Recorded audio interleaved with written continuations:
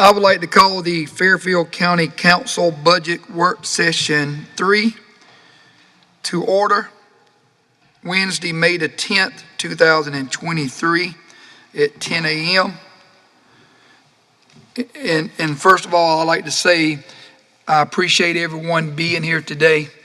I know there's no other place y'all would rather be than to be here. So I appreciate everyone being here.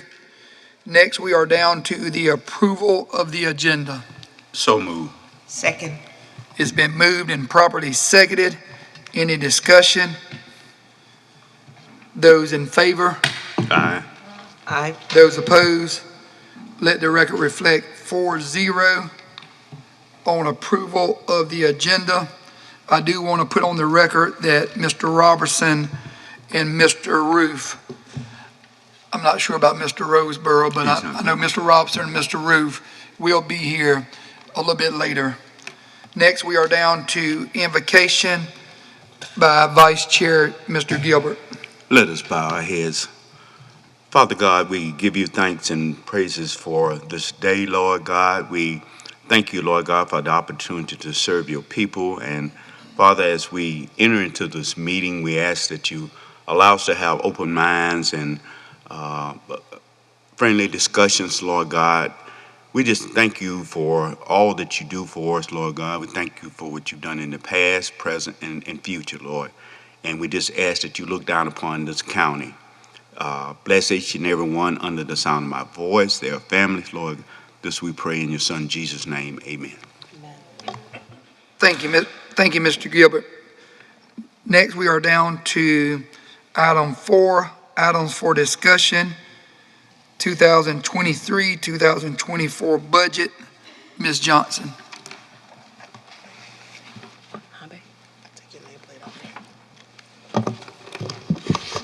Good evening, Council. And I also would like to thank all of you that revised your schedules to actually show up for this budget meeting. I think it's really good to have it so early while we're still refreshed. Y'all aren't, but we're not, but you all should be. I'm going to turn it over to Ms. Beverly Mosey, our interim finance director. Here's Ms. Beverly. Good morning, Council. Good morning. To our department heads and our Fairfield County citizens. This morning, first on the agenda, we will have the county departments who did not present on April 19th work session. We will have those departments presenting their budgets this morning. Before we get started, I wanted to go over the budget implications that will affect all county departments. And those are found in section 1 of your books.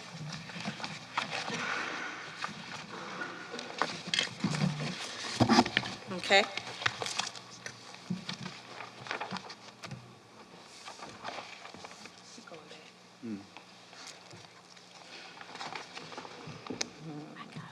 You're right. Okay, he's got it.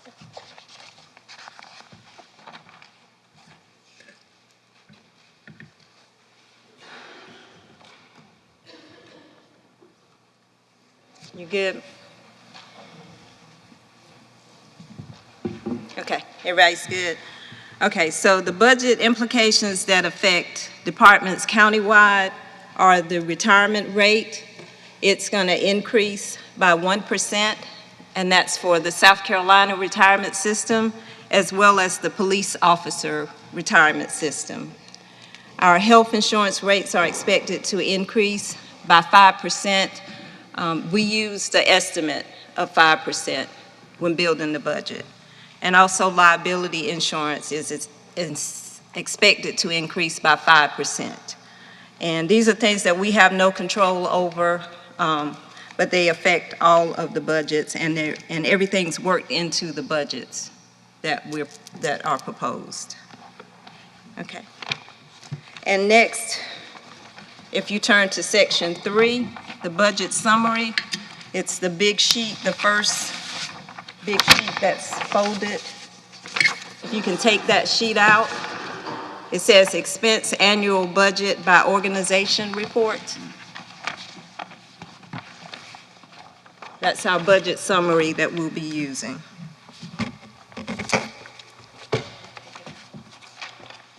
It may make it easier if you take it out of your notebook, because we'll be referring back and forth to it.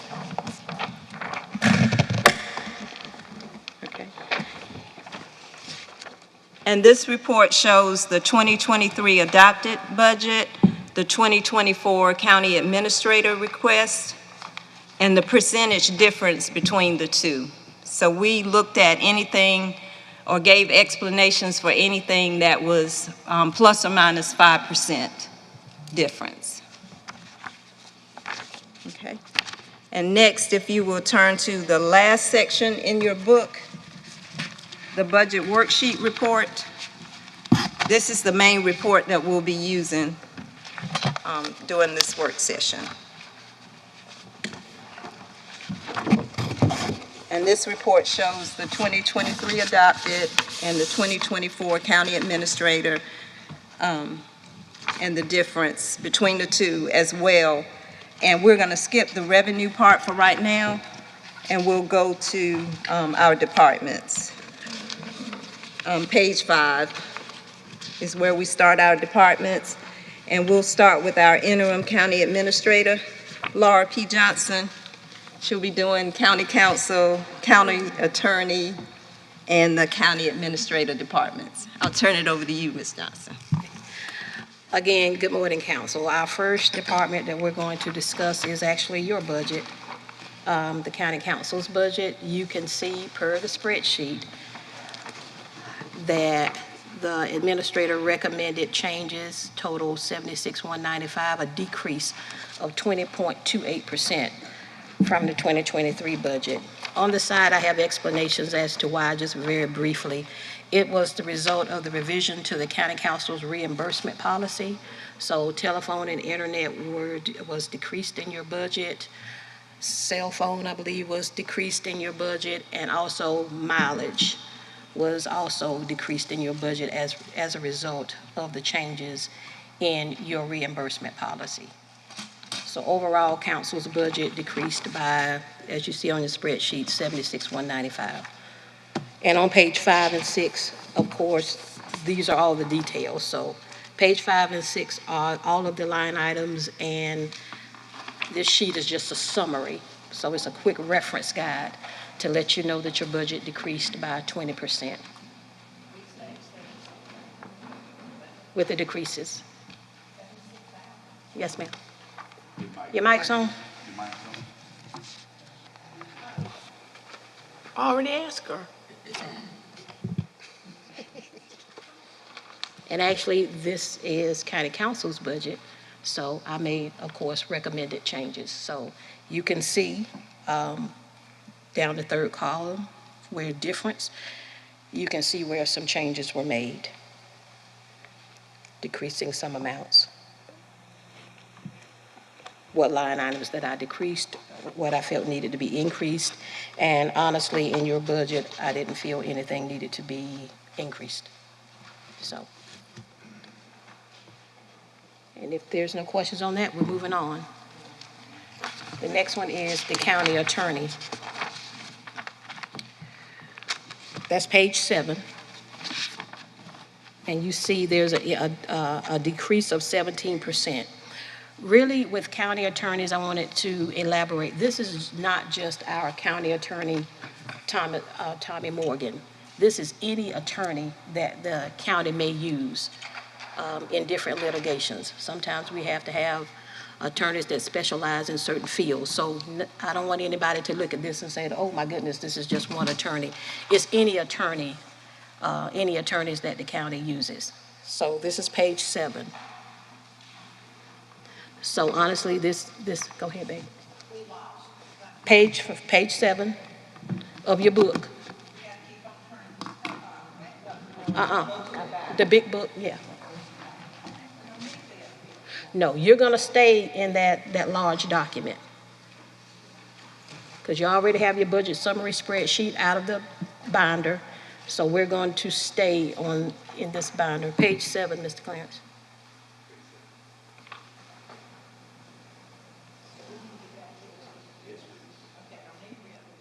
We'll give you the page numbers that we're on. Okay. So like I said, with the county attorney, it's any attorney that the county elects to use. So that is simply an estimate. With no questions on that, the next one is the county administrative budget. And you will see, can I read that? That's an increase of 20%. And of course, as Beverly stated, all the factors that she stated on budget implications, retirement, medical insurance had an increase, and also the interim county administrator's budget is in there, but I kept the county administrator salary in there. Okay, so that does not mean that we're going to meet that actual budgeted amount, because we really don't know, so I had to keep both of them in there at the time, and then one of them actually is not going to be used, but we still have to budget for it. Okay. And the next one is finance, Miss Beverly Mosey. And that's going to be on page 10.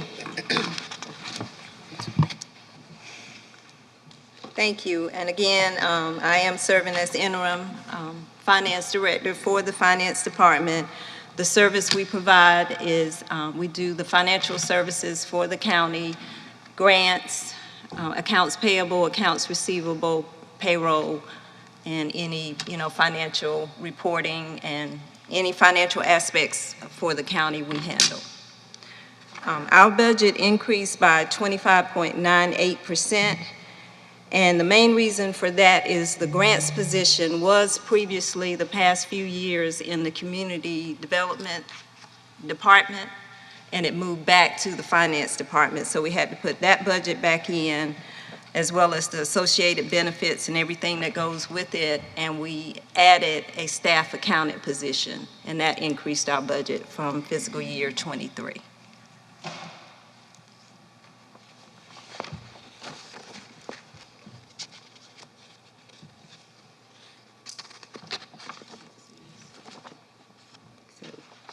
Do we have any questions or anything concerning the finance department? We incurred two more salaries in that department with that position coming back to the finance department and then adding another accounting person. Correct? Yes, correct. Yeah, your question, you're not adding to, the staff counter was already in this budget. I don't know if it was budgeted though. Okay, true. The interim county administrator made a statement that the staff accountant was already in position, but it was not added into the fiscal '23 budget. So it would be new in this year's budget. Yes, okay. And we will keep moving. The next department is human resources.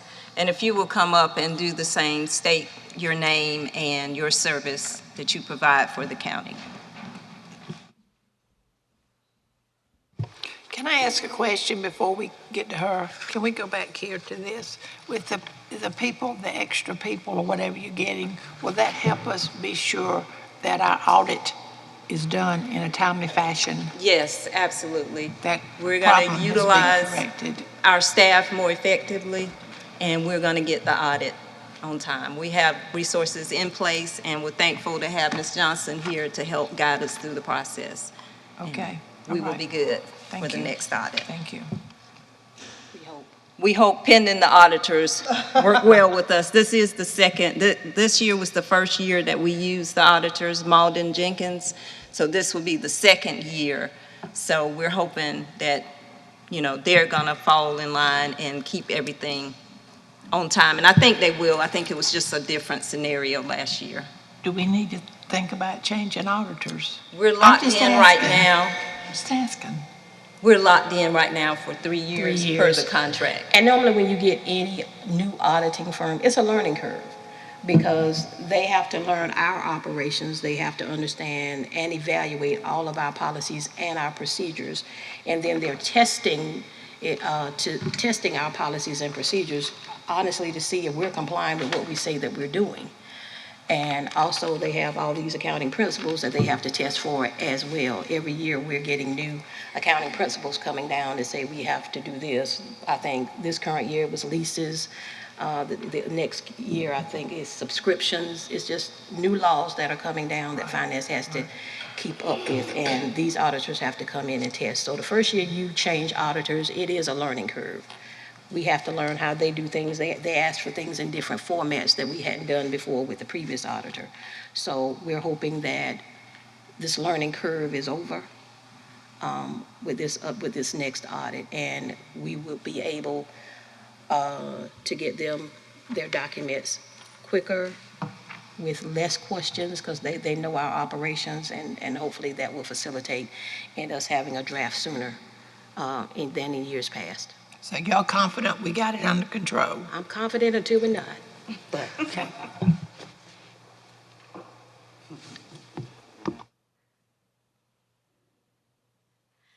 Good morning, everyone. I'm Mary Smurl. I'm the Director of Human Resources. My group handles recruitment, hiring, all personnel actions, including reviews, disciplinary actions. We take care of benefits, retirement, and also risk management, which includes property and casualty, workers' comp claims, and FMLA. So we've just requested a few increases this year. An increase in our medical services, which handles our drug testing. That's always dependent upon the number of hires that we have each year. So it looked like we were going to have a shortfall, so I requested a slight increase there. Also, for printing, binding, and advertisements, we're working on an employee handbook. So we'll be printing a volume of those once all of the changes and updates are complete. We requested an increase for other contractual and professional services, which covers salary analyses that we reach out to a third party for in between our compensation reviews that we do every 4 to 5 years. And also legal services. It can cover fees for if we reach out for a third-party recruiter to fill a specialty position. There's a fee associated with that, so that's included in that as well. And for textbooks, instructional services, and supplies, we intend to do additional training for our staff. So we've just requested a slight increase there. So overall, her budget increased by 2.88%, and since we were explaining items that increased plus or minus 5%, we don't have an explanation. So that is a very low percentage increase. Okay, any questions for Ms. Smurl? Thank you, Ms. Smurl. Thank you. Okay.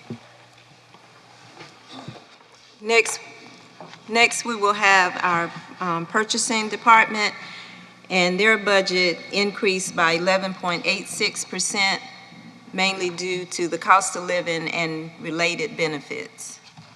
And council, keep in mind that when we say COLA is not a COLA that we put in the budget. In the current year, that was COLA that was approved, so we'll see an increase in the salary line due to the COLA. So like with purchasing, you will see those may be the main increases, but everything else was decreases. So, okay, you can introduce. Good morning. I'm Kathy Washington, the purchasing director. We basically do the solicitations, the contract management, and purchasing of goods and services for the county. There should not be no more increase requested than what's already been spoken. Any questions, council?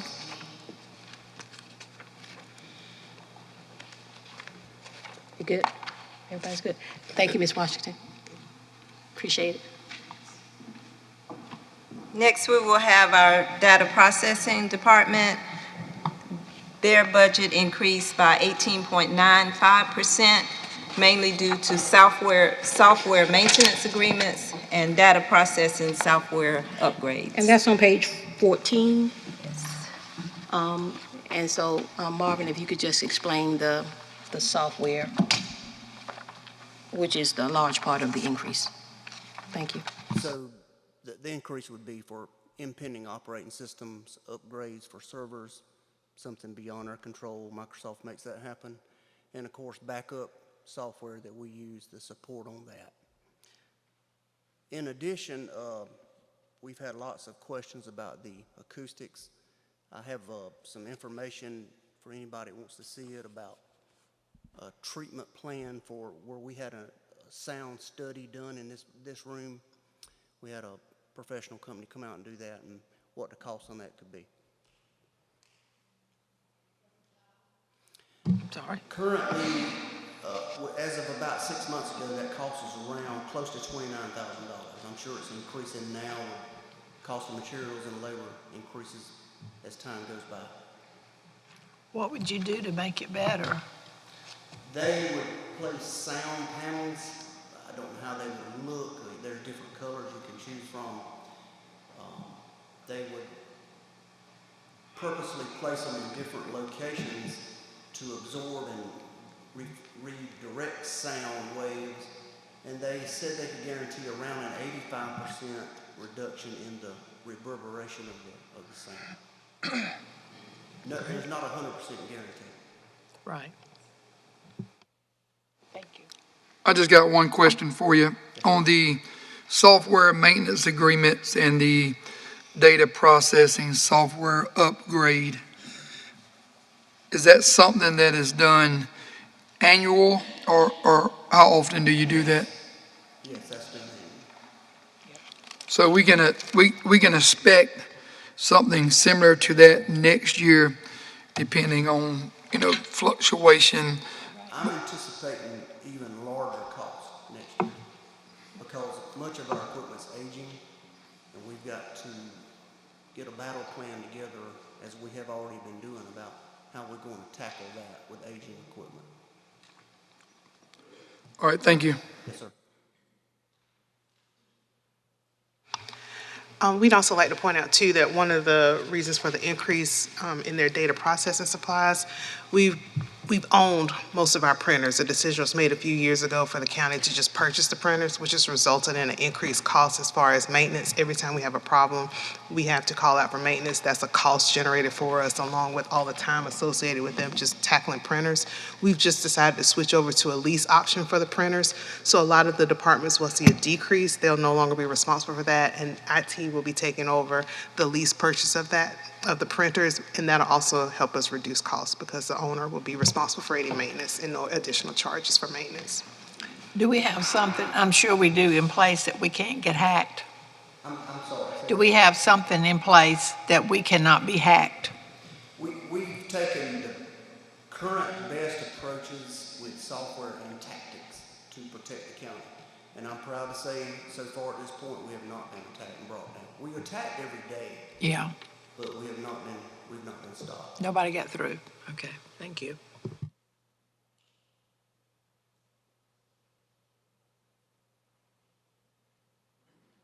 No more questions? Thank you. Appreciate it. And next, we will have our general operating department, which will be done by Ms. Johnson. Decrease 15.75. Thank you. Council, this is a decrease in the operating budget for the general operating fund of 15.75%. Forgive me, I didn't put an explanation on the side for that one. Wow. But this particular general operating account is, it encompasses something that does not necessarily relate to a specific department. It's the overall operation of the county. For example, liability insurance, workers' comp insurance, things of that nature. The main decrease in this area, yes, I think I said property title insurance. The main decrease in this area, if I can find it again. Yeah, that right there. The 5103, it was a longevity one-time allocation that was given in 2023, page 16. So it was an allocation on page 16 that was put in there, on longevity one-time allocation, and you see I didn't budget anything for the upcoming year. And historically, going back to 2021, there wasn't any expenses in that line item. So that was something that was done, I think, this one time in 2023 and was charged to that account. So What would that have been used for in there? that longevity, evidently, it had to be where I think council would have had to approve either a bonus or a longevity pay. Okay. And so that's not something, a bonus that happens every single year unless council approves it. It's not automatic. So I zeroed that account out, and that decreased the budget by, that was budgeted $145,200. Oh, and also, thank you, 54-1.04, we're still on page 16. Rental lease, the office building space. Where we are now, we have to pay $600,000 annually, $50,000 a month for that. So you see, I zeroed it out for 2024. It's located, that we had another fund that had already been set up regarding Mount Zion, so I simply moved that amount to the other account. So you'll see that in another account. So that's another reason for the decrease. So basically, that came from the reserve that we had set aside for Mount Yeah. Zion.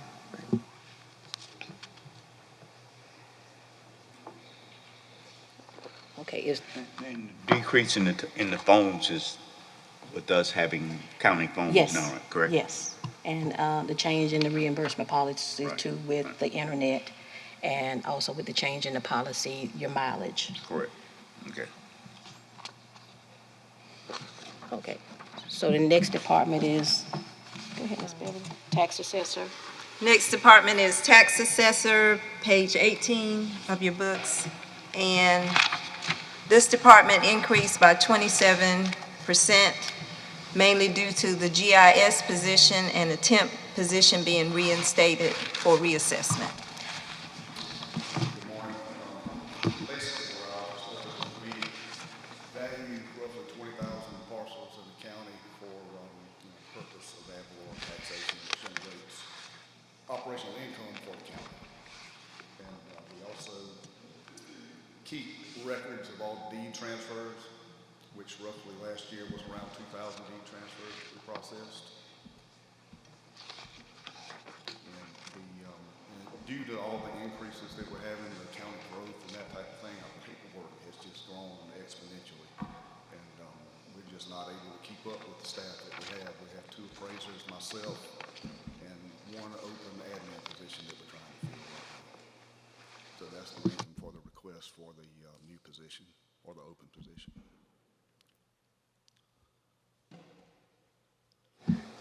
So now this part-time position is not seasonal. It's how many hours a week? The temporary position will be seasonal. We're coming up on our reassessment for the 2025 year. So that will just last through that 2025 year, and then that temporary position will go away until the next reassessment, which will be 5 years later.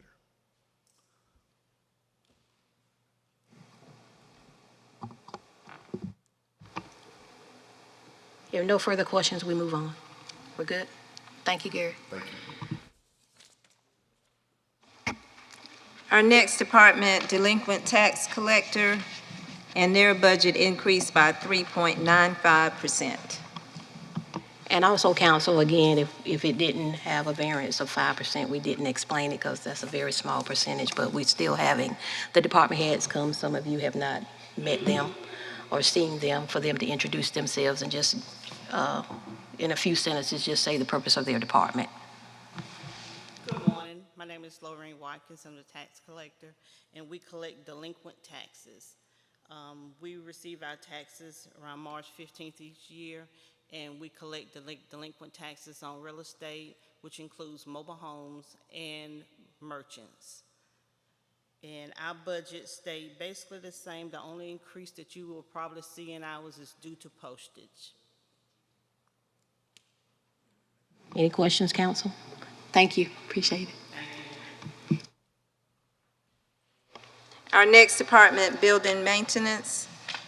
The department, there's an 8.48% increase due to the cost of living and related benefits. and a temp position that was reinstated and temporarily moved from Public Works back to building maintenance. And basically, we had an employee, for some reason, we don't know why, they were working in building maintenance, but they were coded to Public Works. So that's going to cause an increase in this budget because we're moving that person back to where they should be. Thank you.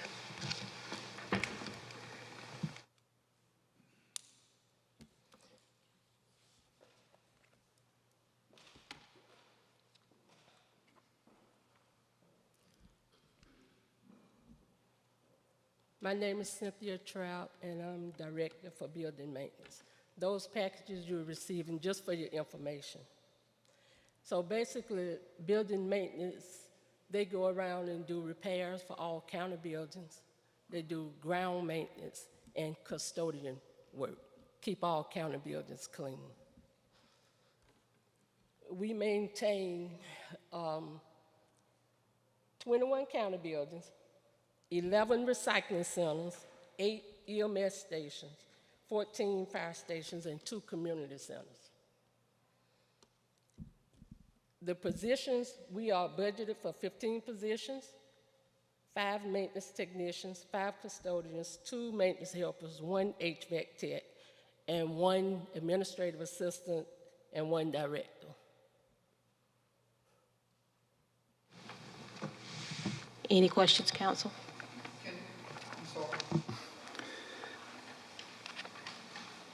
What exactly do you do at the recycling centers?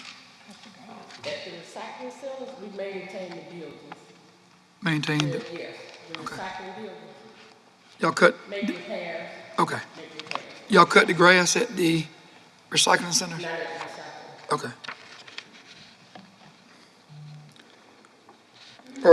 Are you currently full staff now, or are you short? No, we're not full staff. We have 5 positions that are open. I'm sorry, I do see that. We have those jobs being posted. Yes, they are. Yes, they've been posted.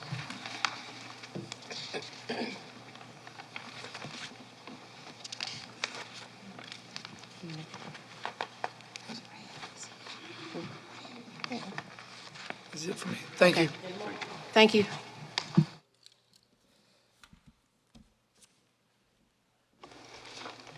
Our next department is Economic Development. No, don't skip. Oh, excuse me. Come in. O12 is next. Community development. I'm just going to say it. If you can hold one moment, Economic Development, I Thank you. skipped Community Development, and Ms. Johnson has a report for the department. With community development, if you recall, I did that presentation at our last meeting. All those departments that had capital requests, they came and presented not only their capital, but their operational. So we have already gone over this budget during that time. So we'll just, if there's no additional questions, we'll move on. Vehicle maintenance? As the same for vehicle maintenance. They presented at the previous work session. So now we're ready for economic development. And their budget decreased by 1.66%, and it's on page 27 of the book.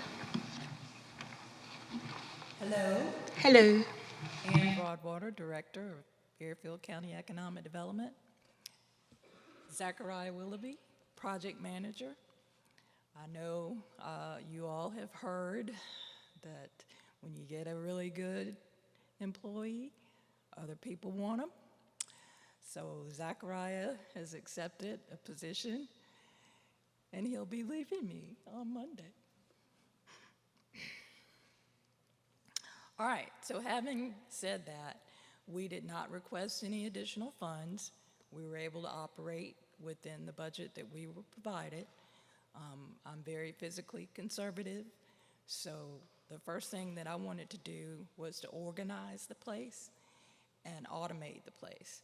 That's where Zachariah came in extremely handy. Fairfield Economic Development is a full-service organization.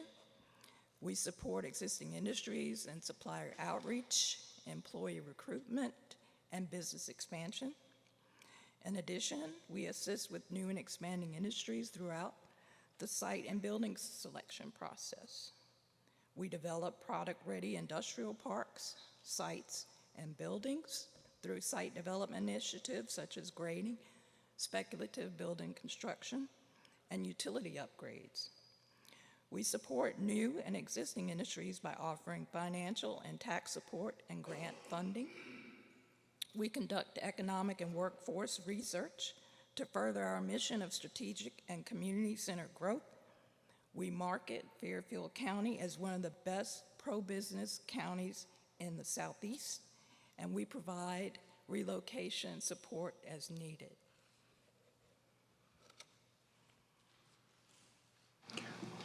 I see you have a decrease in community events. Do you not think that that's something that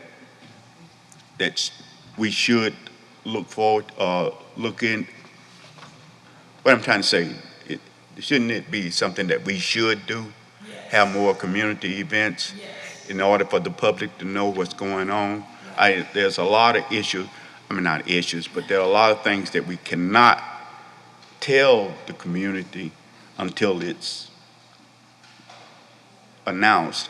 But some of the things that we got going on, they need to know. Excuse me, Mr. Clarence. For economic development, community events and activities, it actually went up. Look at 5327. Oh, that is true. Yeah, I it went apologize. I up. apologize. We increased that line item. Yeah. So yes, so we have enough in there. It's an age thing.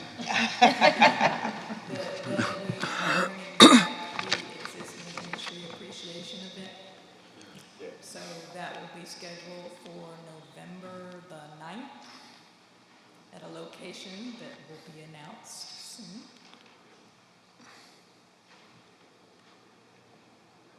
My Zachariah. apologies, I just misread.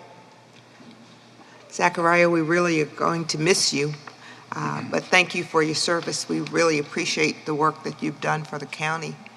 And I know that we're gearing up for Scout and some of the other businesses. So, you know, we're kind of making sure that everything's in this budget and that you're going to need so that we can really take advantage of our opportunities. So, thank you. He's not going far. He's going to work for the Central South Carolina Alliance as their director of research.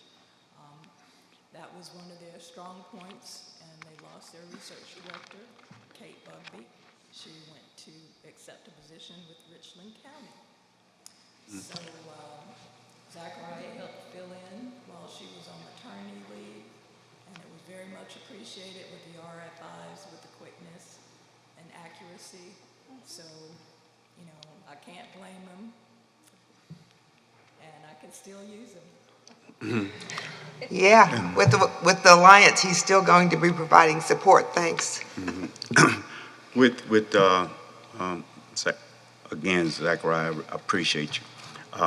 But with Zachariah leaving, are we looking to replace him with everything that's Yes, we are. a hold in the future? Yes, it's already, been advertised. Okay. Yes.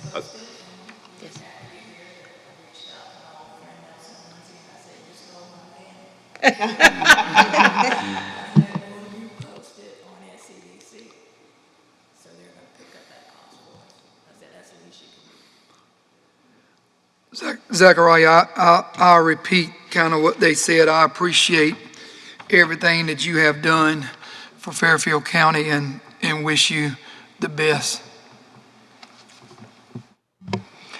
I don't like it, but good luck.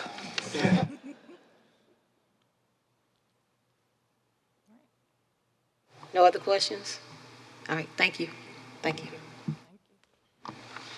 Okay. Okay, our next department is detention center. I'm going to do that one, 14.85%. Yes, page 29.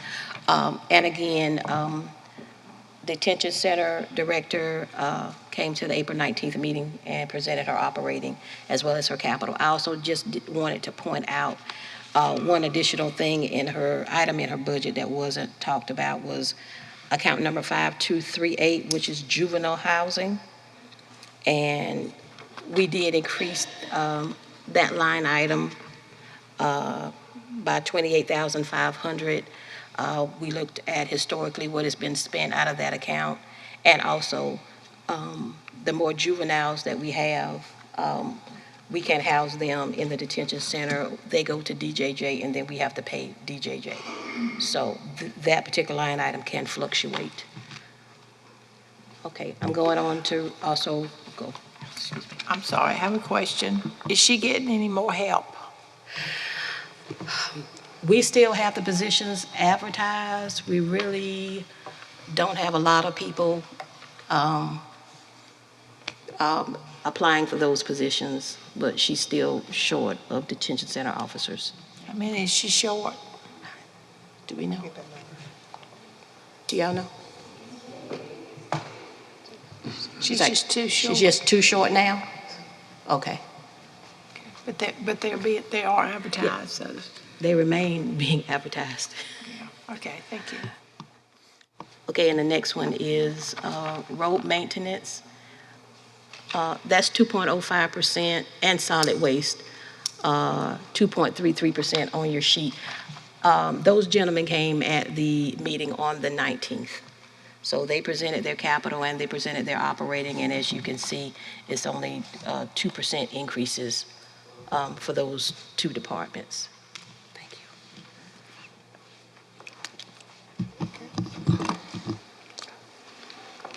Our next department is animal control, page 35, 7.97% increase. 2 temp positions were reinstated, and the medical services and medical supplies for animals increases.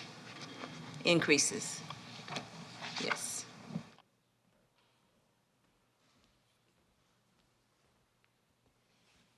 Good morning. My name is Bob Innes, Director of Animal Control for Fairfield County.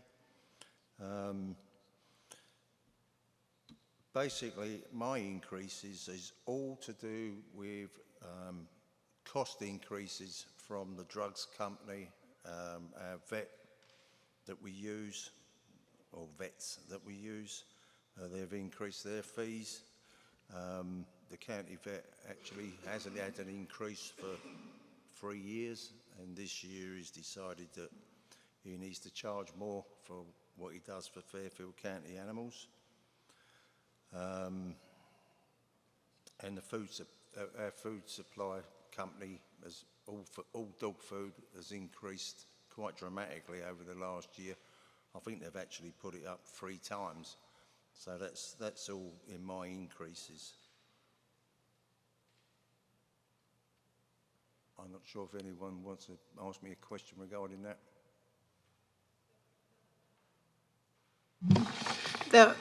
How many people are we going to give him extra? What does he get?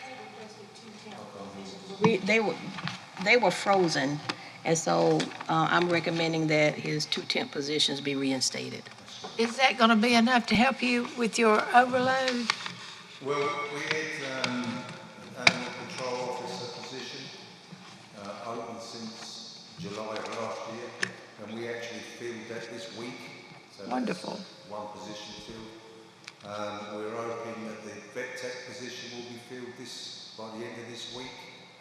And the 2 extra part-time staff that we did have, but we had to relinquish 2 years ago, after discussions with Laura about that, I know that hopefully we'll pass that so we can take on our 2 temps back. So would that like give you a full staff? And that'll be a help? Okay, that's good.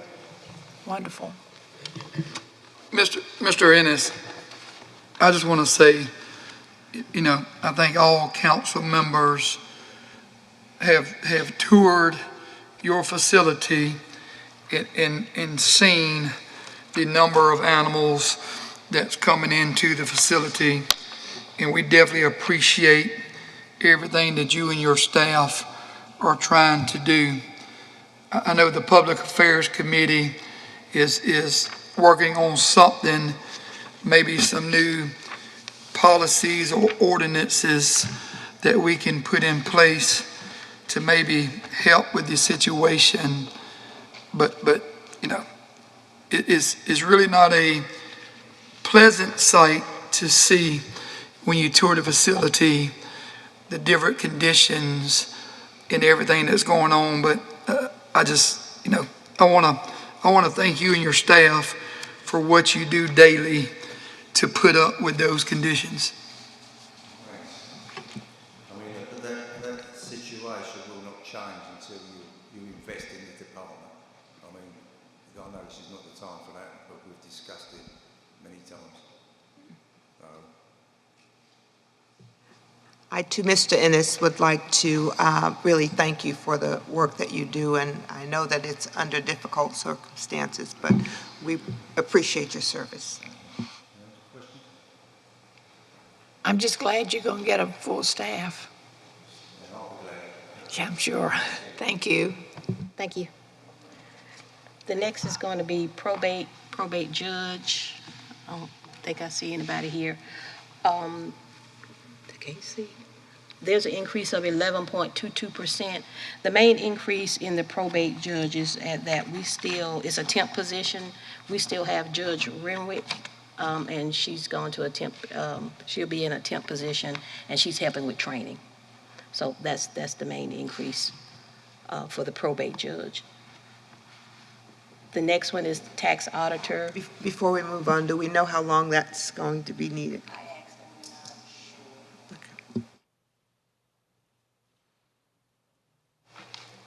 And the next is a tax auditor position. Is anybody here? Tax auditor? Oh, normal. That's an increase of 6.98%. And that's on page 39. And if you will look, you will see that the tax auditor request basically is printing, binding, and advertising. It's the printing of the tax bills. And that's her main increase. Printing of the tax bills and postage.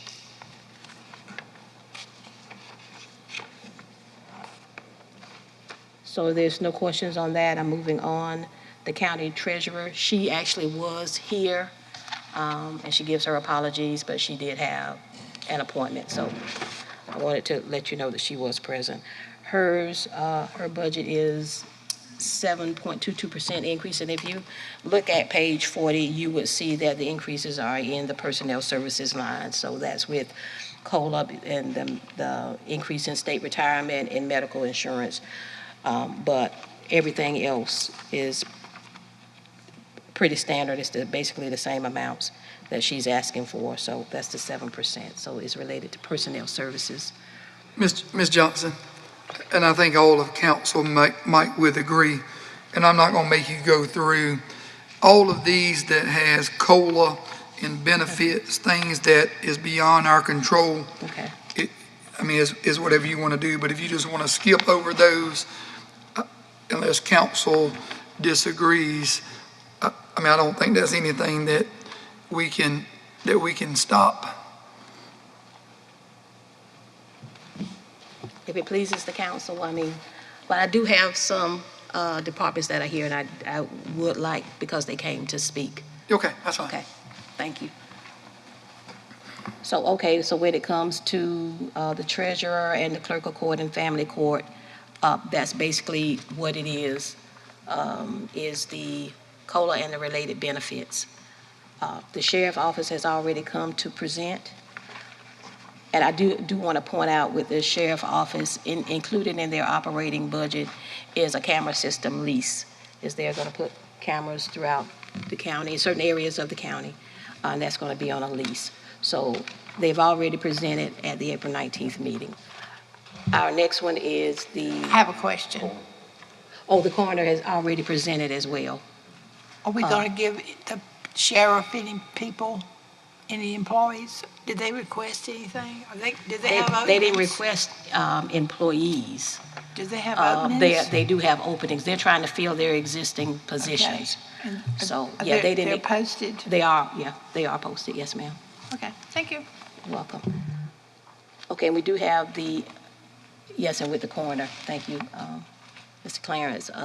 They had already come to present at the April 19th meeting as well. They're operating in their capital along with the sheriff's office. So we also have the magistrate's office here. If you come and introduce yourselves.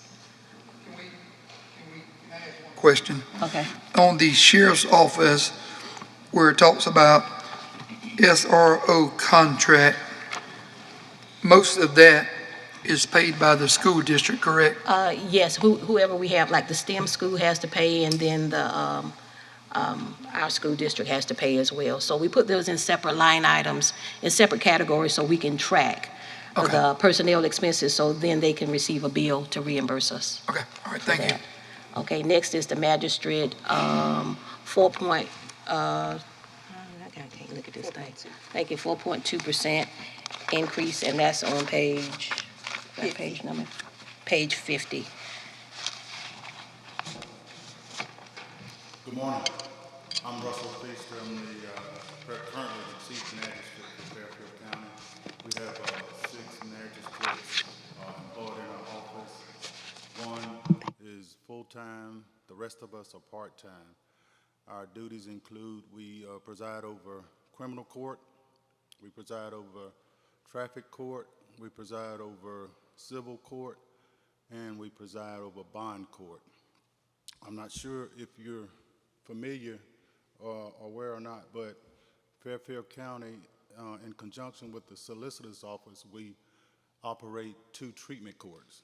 One is the adult drug court, and the other is the Veterans Treatment Court. And I preside over both drug and treatment courts.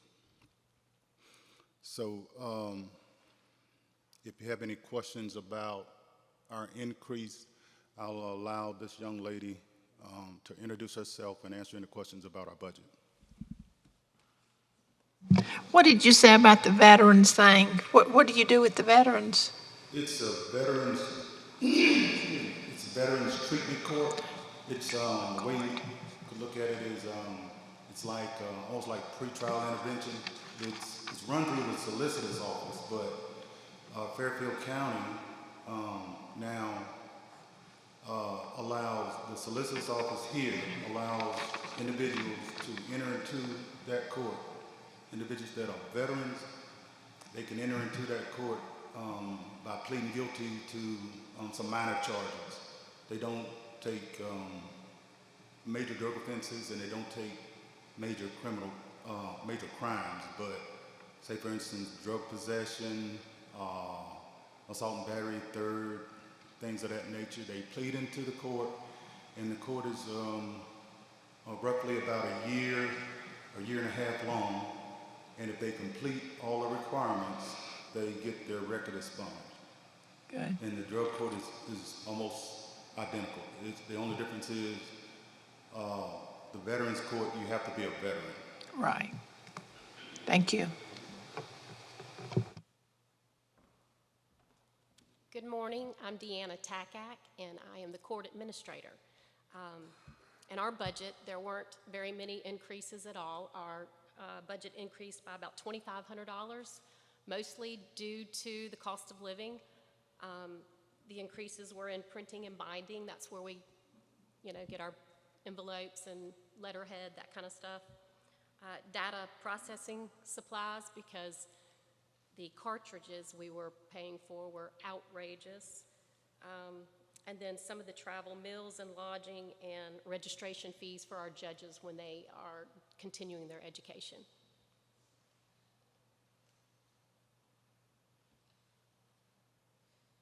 Thank you.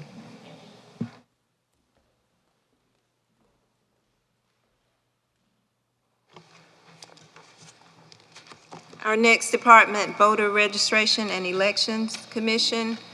Their budget increased by 10.94%, mainly due to equipment maintenance agreement costs and poll worker pay.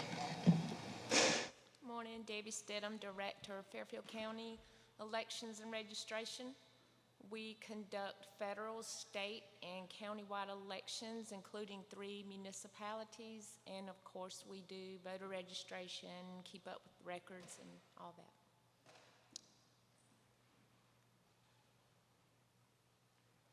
And as she said, our increase was mostly due to the software and the hardware maintenance on the equipment. And that's just what the company that we get our equipment from charges. So it's not really anything we can do about that. Thank you, Ms. Debbie, because we know when y'all are running the election, it's done right. So we thank you, all of your employees. Certainly appreciate you. Any questions? Thank you. Let me do this. So you do. Our next department is DSS. That's actually our building, so we just keep it at a separate department, and 0.80% decrease change. So it's just utilities and janitorial supplies. That's on page 54. We just maintain it separately because at the end of the year, there's a calculation done by DSS, the state DSS, and we get a portion of our monies back. And the next one would be Veterans Affairs, negative 2.47%. So no explanation pretty needed on that, but she can come and introduce herself, say what she does, and if you just have any operational questions, then we can keep moving. I'm Bertha Woodard. I'm the Veterans Affairs Director for Fairfield County. Our department is a 2-person department that serves all the veterans in Fairfield County, not only the veterans, but their surviving spouses, their dependents, for compensation and pension, and for anything else that we can do, food, transportation, lodging, whatever we can do. So we're out there and we're doing our best to help our veterans. And what percent did you say that was? Negative 2.47%, so you good. Council, do you have any questions? I do. I just wondered, how many veterans do you have? How many veterans are in Fairfield County? Do you know that? It's over 3,000. Really? Yes. Okay. And we have, our interactions are about 1,000 a month. All right. We're pretty busy. You're busy. Okay. But thank you. I'm sorry. go ahead. I'm done. Do you have any interaction with the, I think it's called the Big Red Barn or something on 321? Yes. Okay. Yes. I know they do a lot for veterans, so I didn't know if it was something that maybe we couldn't provide as far as counseling or whatever, or working hand in hand with. Especially if veterans have some issues mentally, that's a big part of, like we have a connection with them. Okay. In other words, to refer veterans that might need some help. Right. They're big partners. Thank you. We appreciate your service. Thank you. No problem. Thank you.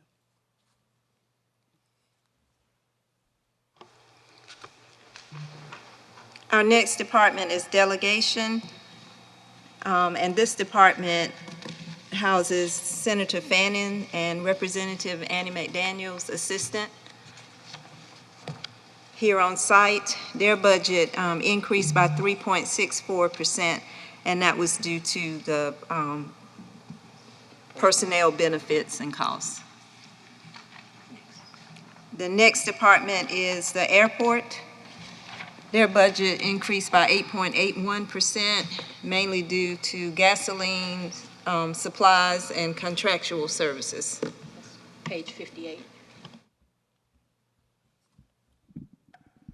Good afternoon, Council. My name is Denise Bryan. I'm the Airport Director for Fairfield County Airport.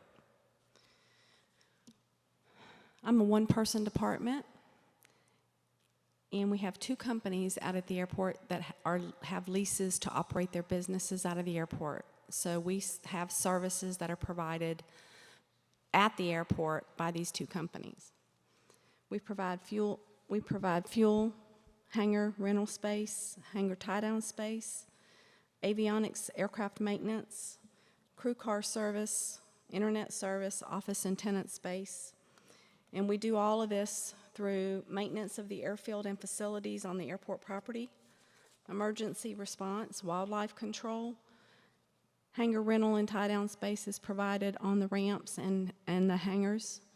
Communication with the tenants is provided. Lease with the two tenant companies, oversee construction projects, manage grants and services for federal, state, and local grants.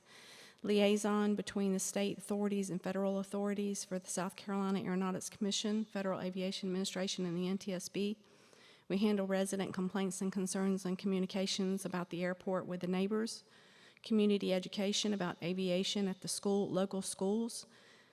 Our event, Wings and Wheels, which is actually happening this weekend. I'd like to invite everybody. And develop and maintain safety programs for the airport safety and limiting liability. And I think it was said that my main increases in my budget are vehicle fuel. Everybody knows that went up this year. I have increased because I'm on the South Carolina Aeronautics Commission and South Carolina Aviation Association Board of Directors. I travel more between the airports to promote aviation in the state, and we've gotten a lot more visibility for our airport. And then the electric bill was cut last year, and I'm hoping that we're going to have enough to get through the rest of this year. I have to transfer from different department lines to cover the electric bill, so another increase is for the electric bill. Any questions from council? Okay. Thank you, Denise. I'm sorry. Yeah, I just want to thank you. I think getting the youth involved in aviation is very important, and it's wonderful to see that you have Well, because outreach. Fairfield County is so forward-thinking in their aviation program 6 years ago when I came, I'd like to pat Fairfield County and the council on the back, because Fairfield County is one of the few counties in the state that have an airport director for their airport. So Fairfield County is the one to pat on the back. Thank you. Thank you.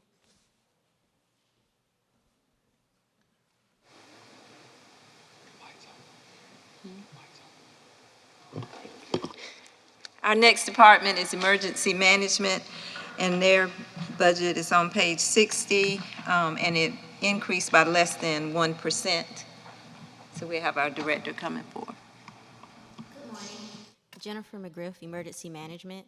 Our department is responsible for coordinating the disaster preparedness for the county, and we also do the 911 addressing as well as operate the 911 call center. Any questions on operations, council? No, I just want to take a moment to commend Ms. McGriff on the preparedness session that we had earlier that I was a part of. I thought that was fantastic. The public do not realize what you guys have to go through if there's a disaster in this area, and that was how I cannot express to you how much I appreciate the way you ran that operation. It was fantastic. Thank you so much. FEMA was very impressed by all of our county officials. We could not do what we do without the cooperation of all the county personnel and county departments. So I just want to say we're very blessed to have the county that we have and the individuals that we have working for us, and it helped the exercise with VC Summer go off very, very smoothly. Ms. McGriff, I appreciate what you and your staff do for the county. Do we have any kind of time frame of when 911 is moving into this building? We are on schedule to turn the new call center on next week. Thank you. Thank you.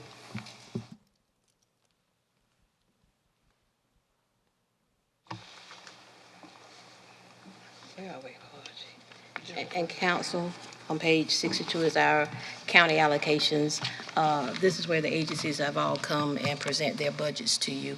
And if you don't mind, with your permission, I want to get through the departments, and then after lunch, then we'll start going over some particulars when it comes to my recommendations for the agencies, if that's okay with y'all. Okay, thank you. Next is recreation, and they came during the April 19th meeting, and they already presented their budget to you, but it's 7.55% increase, and it was a athletic coordinator position that was reinstated and associated medical insurance.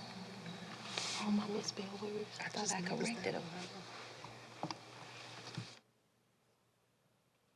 And the next one is general fund distribution, which is page 65. You'll see that general fund distributions at all transfers out to other departments.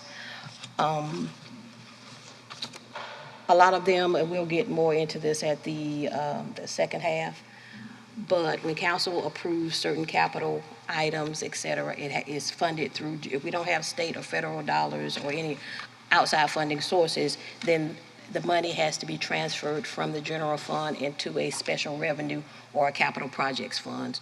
So as we go into the second half of our meeting, we'll get more detailed about this, because honestly, a lot of these council is capital projects, and the money is just being transferred. So we will go over these in a little bit more detail, and it'll kind of come together for you in the second half of our meeting, if that's okay.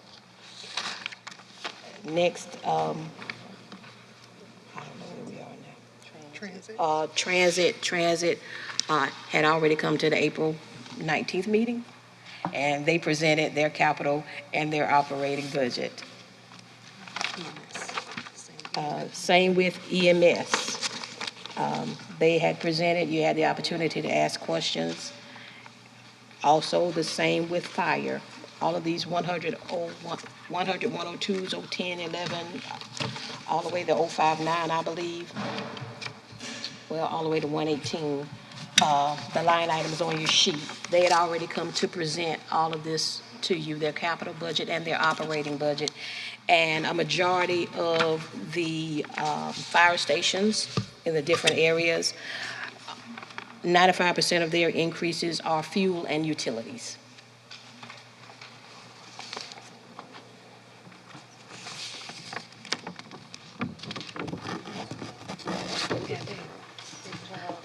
Okay, and then the Quick Jobs Training Facility, that's, we probably need to change the name, I don't know. That's our Midlands Tech building. So what page is that? 92. Page 92. And these are all the expenses that we pay for that building. The utilities and any building maintenance agreements and maintenance supplies. Okay, 27% decrease. Oh, 27% decrease, so. And the next is the museum. And we have Ms. Pelham here. Page 93. Her budget actually, didn't explain that one, increased by 7.48%. What page? I'm sorry. 93. Give me 1 minute.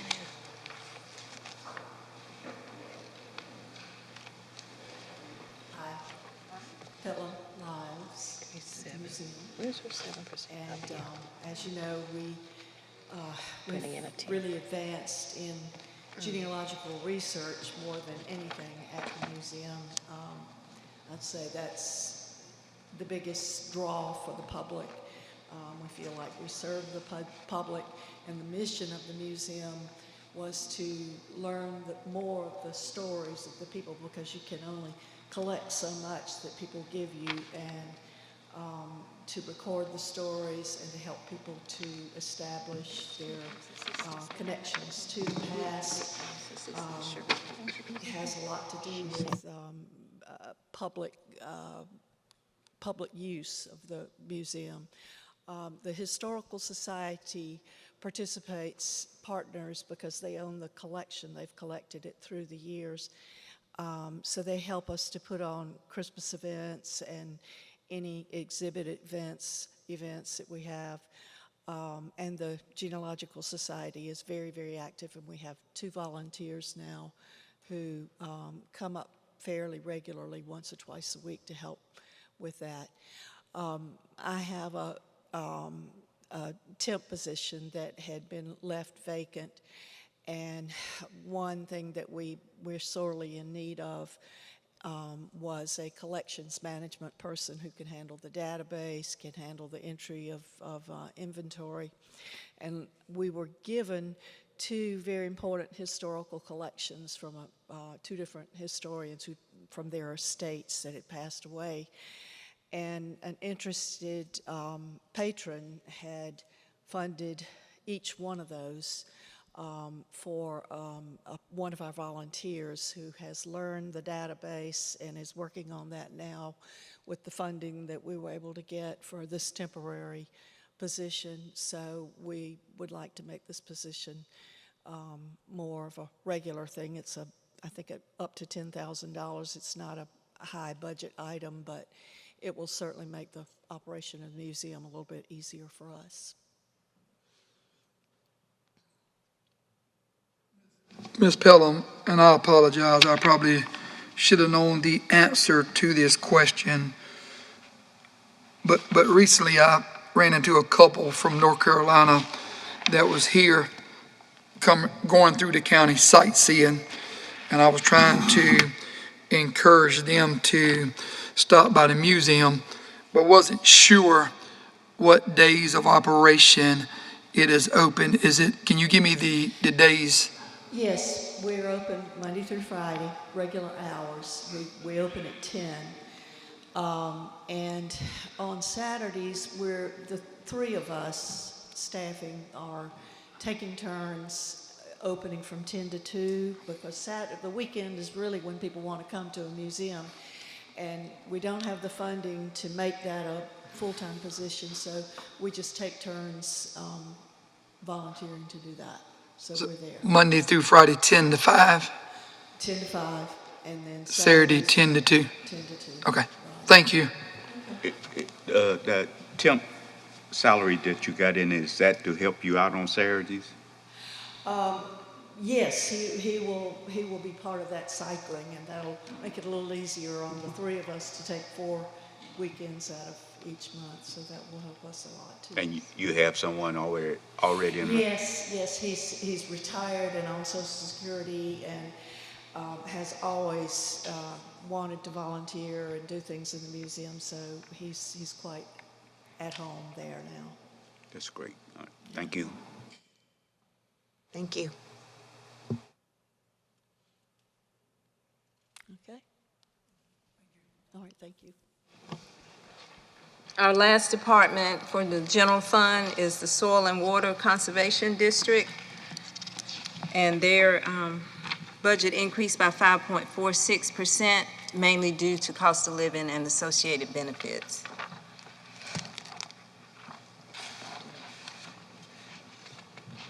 Okay, does council need a 5-minute break? If not, we're gonna move on. You good? You need a break?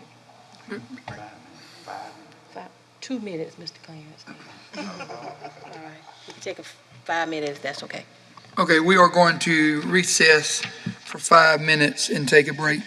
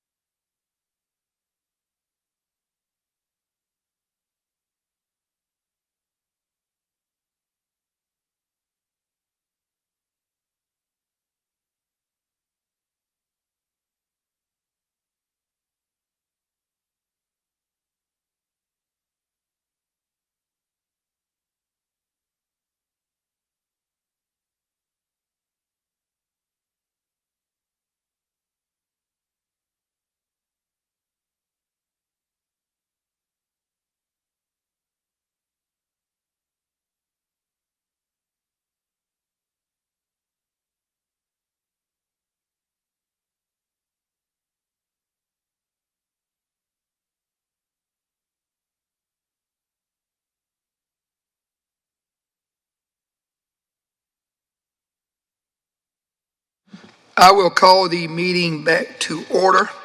We took a short break, and now we are back in session. Ms. Johnson. Hello again, council, after our 5-minute break.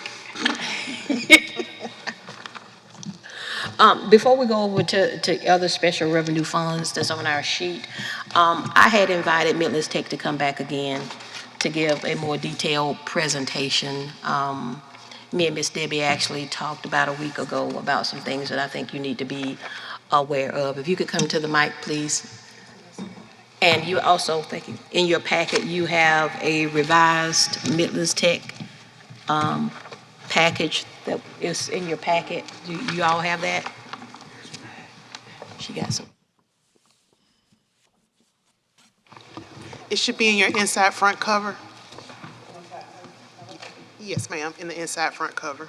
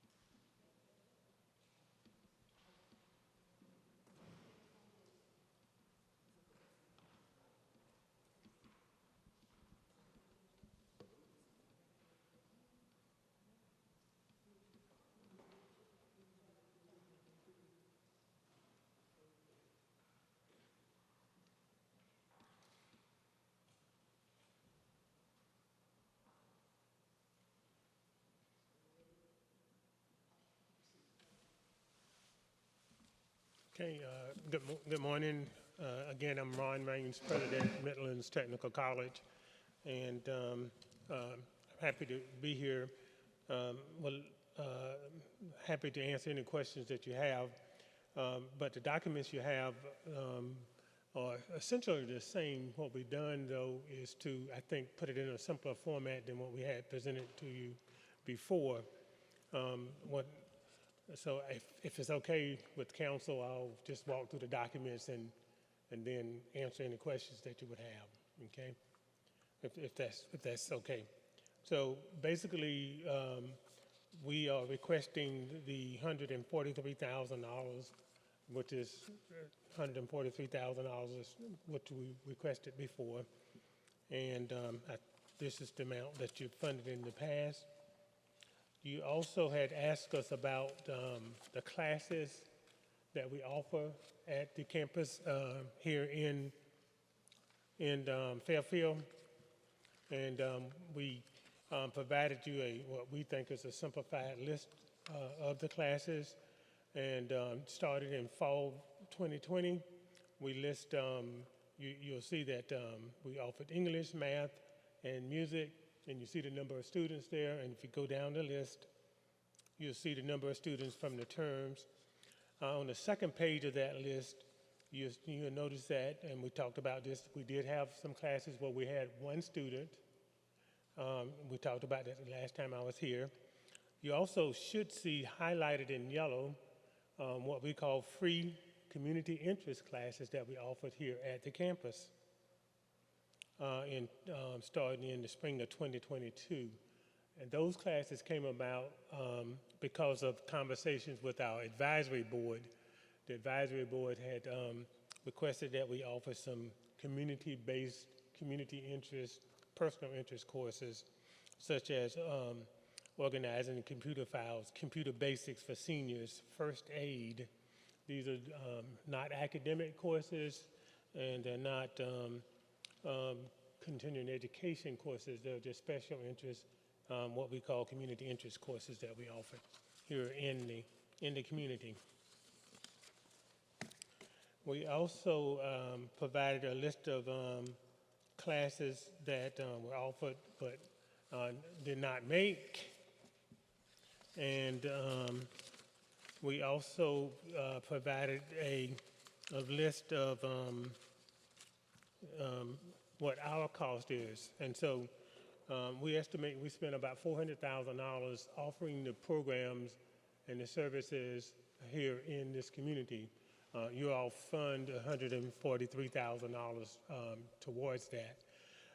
That does not account for the savings that these students that go through the dual enrollment programs over at the high school, in terms of they are saving, the parents and the students are saving a tremendous amount of money by getting a college education up front. And so that's not counted in that. We also spend a good bit of time here in the community with our advisory board. During our last session here, we had an advisory board going on in the community where I had 6 or 7 members of my staff here working with local community leaders about talking about how can we get more students engaged in this campus here in this community. And so I'm saying all that to say this, is that the college has made a significant commitment to this. We will continue to make that commitment. My board is on board with it, and I'm on board with it. And with that, I'll be glad to answer any questions that you would have. Mr. Rames, and I appreciate you being here again. Just a couple of questions on this. And you might want to, I don't know if you have the sheet in front of you, and for council, it's got the Promise program at the top of the sheet. And that is a program where Fairfield County puts $75,000 into the program, and the school district does $75,000 into the program. Correct me if I'm wrong, but what's concerning to me with this Promise program is when you look at the fall of 19, the spring of 20, summer of 20, fall of 2022, and then spring of 21 and 23. When you go through, in other words, from the fall of 19 all the way up until the spring of 2023, unless I'm missing it, I see 7, 8 students that is in this Promise program that was able to take classes in 4 years at the Fairfield campus. Am I wrong? So the Fairfield Promise program there are students there, but it also includes the high school students that you're not looking at. The program is divided into 2 parts of money. One is that, as I understand it, that the county has set aside $75,000, and then the students that are eligible to receive the money, they have to meet the eligibility, and then we only use a part of the money only for those students that qualify. And so if it's, I don't know, I'm just pick this number, if $10,000 worth of students are qualified, then that means the rest of the money remains with the county. The school district has committed to fund $75,000 a year for 5 years to create an endowment to endow the Promise program, and the college is matching that with a gift of $125,000. Right, but am I correct to say that 8 Promise program participants were able to take a class at the Fairfield campus in the past 4 years? At this campus, that's correct. The other question I have when it comes to dual enrollment, are those classes offered at Millens Tech, or are those classes offered on the high school campus? They're offered at the high school for the most part. Now, a student may be able to take a class in our regular offerings on our campus if they are qualified and approved. They may also be able to take a virtual class that we offer as well. But the vast majority are offered at the high school. Well, see, and that's what's concerning to me. And I plan on, I know you reached out to me, maybe to sit down and have a discussion. But what's concerning to me is 8 students in 4 years took a class at the Fairfield campus, and then the dual enrollment we're not even doing on the Midlands Tech campus. I understand it's a Midlands Tech degree, which I'm appreciative that those students are being able to earn that degree. I just don't know how much Midlands Tech is being used in Fairfield County for people or students, or if they're not students, for all these other classes. And I'm trying to look at these things to make sure that, we're using that campus like we need to be using it. Yeah, I mean, I think both of us agree that we're not using it to the potential. I mean, this is why I'm here often with the advisory committee, trying to figure out how do we get more folk involved in the campus here. This is an aside. I have the same challenge over in Batesburg, Leesville, a similar community where we're trying to get more folk to use the local campus. So I agree with you that we need more students from Fairfield County on that campus. There's no doubt about that. And I'm sorry to interrupt you. Not only Fairfield County. I mean, I would love to see a lot of Fairfield County students or people use the campus, but I mean, I would love to see other students from other counties come here to use that campus, because I just think, when we do that, if we have other people that drive into our county to use our campus, it could provide might not be a huge economic boom, but they might eat lunch here and they might do other things while they here visiting from other counties. Again, I agree that we need more folk using the campus, and if we can get other folk to come to do that, I would agree that would be beneficial for the county. It would be beneficial for MTC. We have had, when we offered welding, we had folk coming up to from Columbia to take the classes here in the community. And so that has occurred. I think with our CNC program, the Certified Nurses Assistant, we've had students to come up here to take classes. So that occurs. It's not a great number, I admit, but again, I don't get an argument from me on that one. Right. Dr. Rames, I have a question if council doesn't mind. I'm looking at your sheets here. These are the ones that I'm looking at here. This actually, let me know if I'm reading this correctly. This actually shows the number of enrollments. So 2021, a total of 22 enrollments. And then the fall of 21, 22, a total of 51.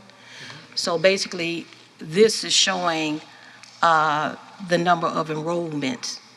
And also, on the second page of that, it shows with the 3 asterisks, it shows these are free classes that you offered.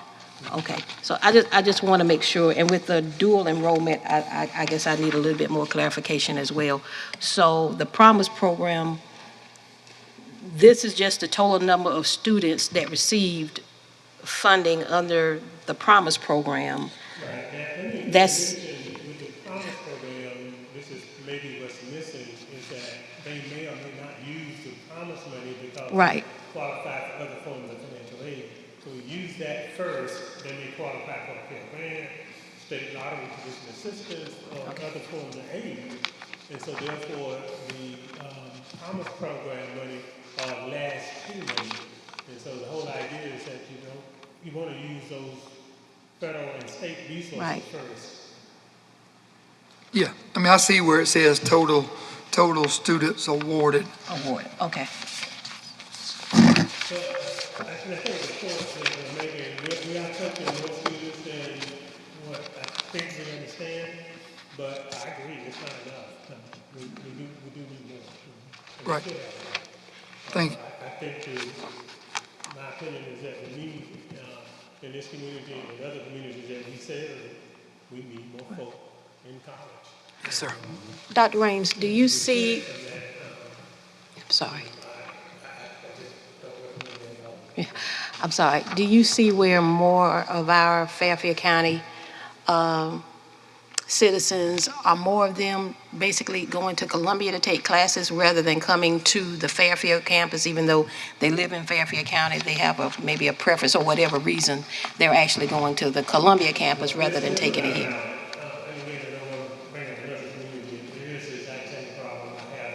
Okay. Leesville, where a lot of folk are working in the Columbia, Richland, Lexington County area, and they're taking the classes there, that kind of thing. You know, sometimes young people rather not be at home, they'll come and take classes there.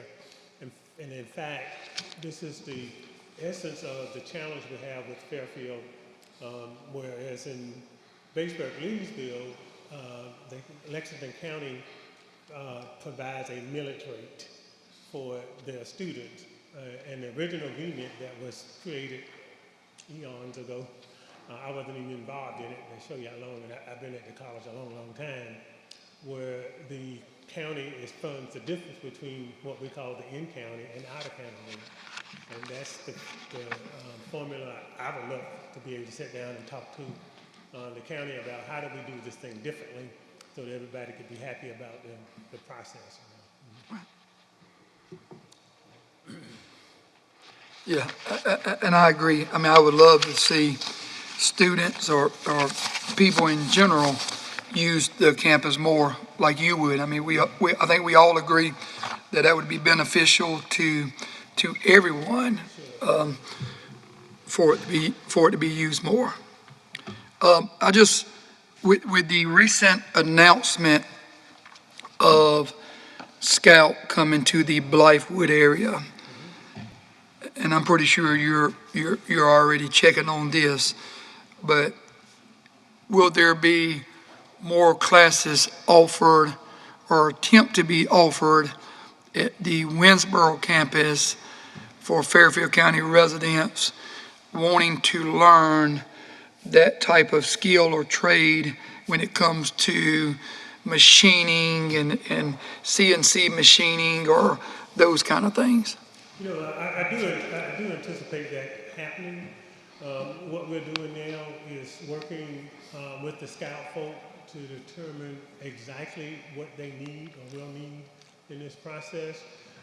We also are looking at, we'll be looking at our curriculum to determine which courses will need to be modified or what's new. There is no way that we're going to be able to deliver the training that's going to be needed for Scout in the assets that we have now. You may have know that there's supposed to be a training facility on that campus of Scout as well. Based on experience with talking to colleagues like at Boeing and BMW up in the upstate, there's just not enough resources. So I anticipate that that's going to occur, that we'll be able to offer more those career type courses here in the county. And I would personally make a commitment to make sure that happens, that we would offer those courses. Now, the Scout thing concerns me in terms of the demand. The number that people are reading is the 4,000 jobs, and that's going to occur, I think. But really what's going to happen is that we anticipate the suppliers and the spinoff and all of that is probably the least amount estimated is 6,000 more jobs. And so we're talking about 10,000 total jobs. And so just there's no way that I can envision that we'll be able to meet the need just on the assets without including the Fairfield campus. Mm-hmm. The other thing in terms of, I'm just wanted to add one more thing, and I'll be glad to answer your question, is that the need for the people in Fairfield County, and this is what we're concerned about, I think, mostly, to be competitive for that job, those jobs, and they're going to be really good jobs, you know. We have to be prepared to deliver that training here and elsewhere, you know. And so, again, I mentioned we shouldn't be retrenching. We should be figuring out how do we increase it and getting more folk involved in it. Just first a comment and then another observation. First, you know, I understand that Scout is going to have their own training program there on site, and that in essence, when the initial training is over, they plan to turn that site over to Midlands Tech. Am I correct on that? Right. So, if I may, what happens with that, and this is the way it normally works when a big investment comes to the community like this one, is that the facility is jointly owned by the state board for technical education, and but so between the state board and MTC, state board would be through their Ready SC program. We will provide the training. And so eventually, at some point, as you suggested, the facility will be turned over to the college. Frankly, I tried to get this thing done where the facility would not be there. You know, I would rather for it to be on one of our existing campuses versus on that. But the politics and other people, you know, way above my pay grade made that decision. But yes, that's what's going to happen.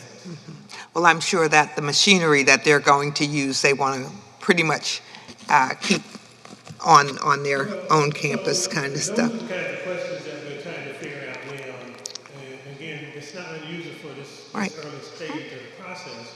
We're trying to decide, you know, what kind of equipment we're going to need and who's going to pay for it and all those kinds of things. And in fact, I was having a conversation with my board budget committee this morning about this whole subject of who's going to pay for that and pay for the extra faculty and staff that's going to need to be to support those kind of things. And so we will be going after some state dollars to support those kinds of things. Certainly going to ask Richland County to invest in it because obviously they're going to be the major beneficiary in terms of tax dollars, and I know they give you tax breaks and all those kinds of things as well. But figuring out how to pay for all those kinds of things is going to take a lot of thinking. And again, based on other models in the state has come through in most of those cases to provide the local technical college and resources to help get this done. One of the major concerns that I have is small business development. Essentially, if you're going to become a contractor, whether it's in construction or whatever with Scout, you're going to have to meet certain criteria.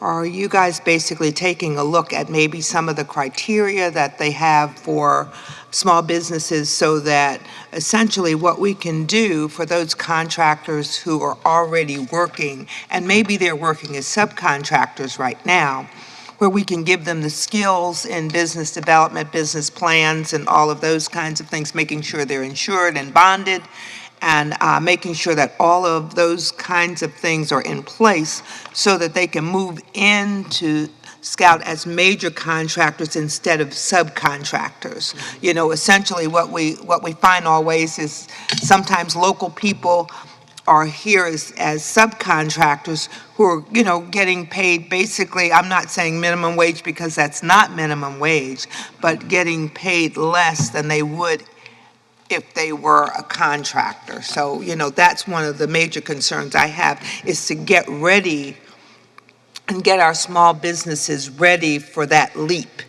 that they'll have to take. You asked a really important question there in the sense of, if it's a question, and it's one that's been asked of me and others, you know, and again, we're trying to figure out, you know, who's on first in all of this at this time. The actual construction of the facility for the manufacturing part, we will have limited input the construction for the training center, we will have significant input into that. It won't be done by MTC, or it'll probably be done through the state processes to get that done, but we will have input into it. Now, one of the things that we could do, and I'm thinking about the community interest courses that we offered, maybe what we can do is develop some courses about how to compete at the state level, or to compete and offer that to local businesses who would be interested in doing business in this, throughout the whole process, The initial investment of the $1.2 billion, which we don't talk about a lot from the state, is going to be mostly for the infrastructure, the roads and the railroads and the bridges and all those kinds of things. And so maybe, I'll go ahead and do this anyways. I'll go back and talk to my folk about maybe we can put together some community interest course and say, if you're interested in doing business, here's what we know, here's some techniques. If it turns out to be a state project, here are some of the things that you have to do to be competitive with the state, to make this kind of thing work. But I've gotten that question about small and minority businesses being involved in the project.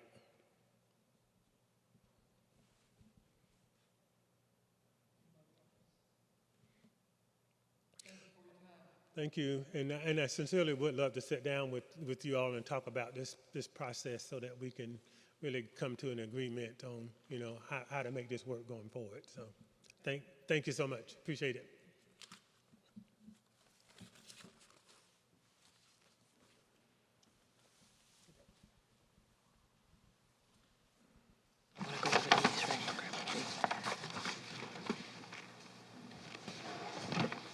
Council will bear with me. I want to finish the sheet if you don't mind before we take a break. Okay, we're going to start on page 95. This is tourism promotion and tourism related. These are other sources of funding, not general fund monies. These are state accommodation funds that we get every year. And according to law, they go into a separate account, and it has to be used for tourism and tourism-related activities.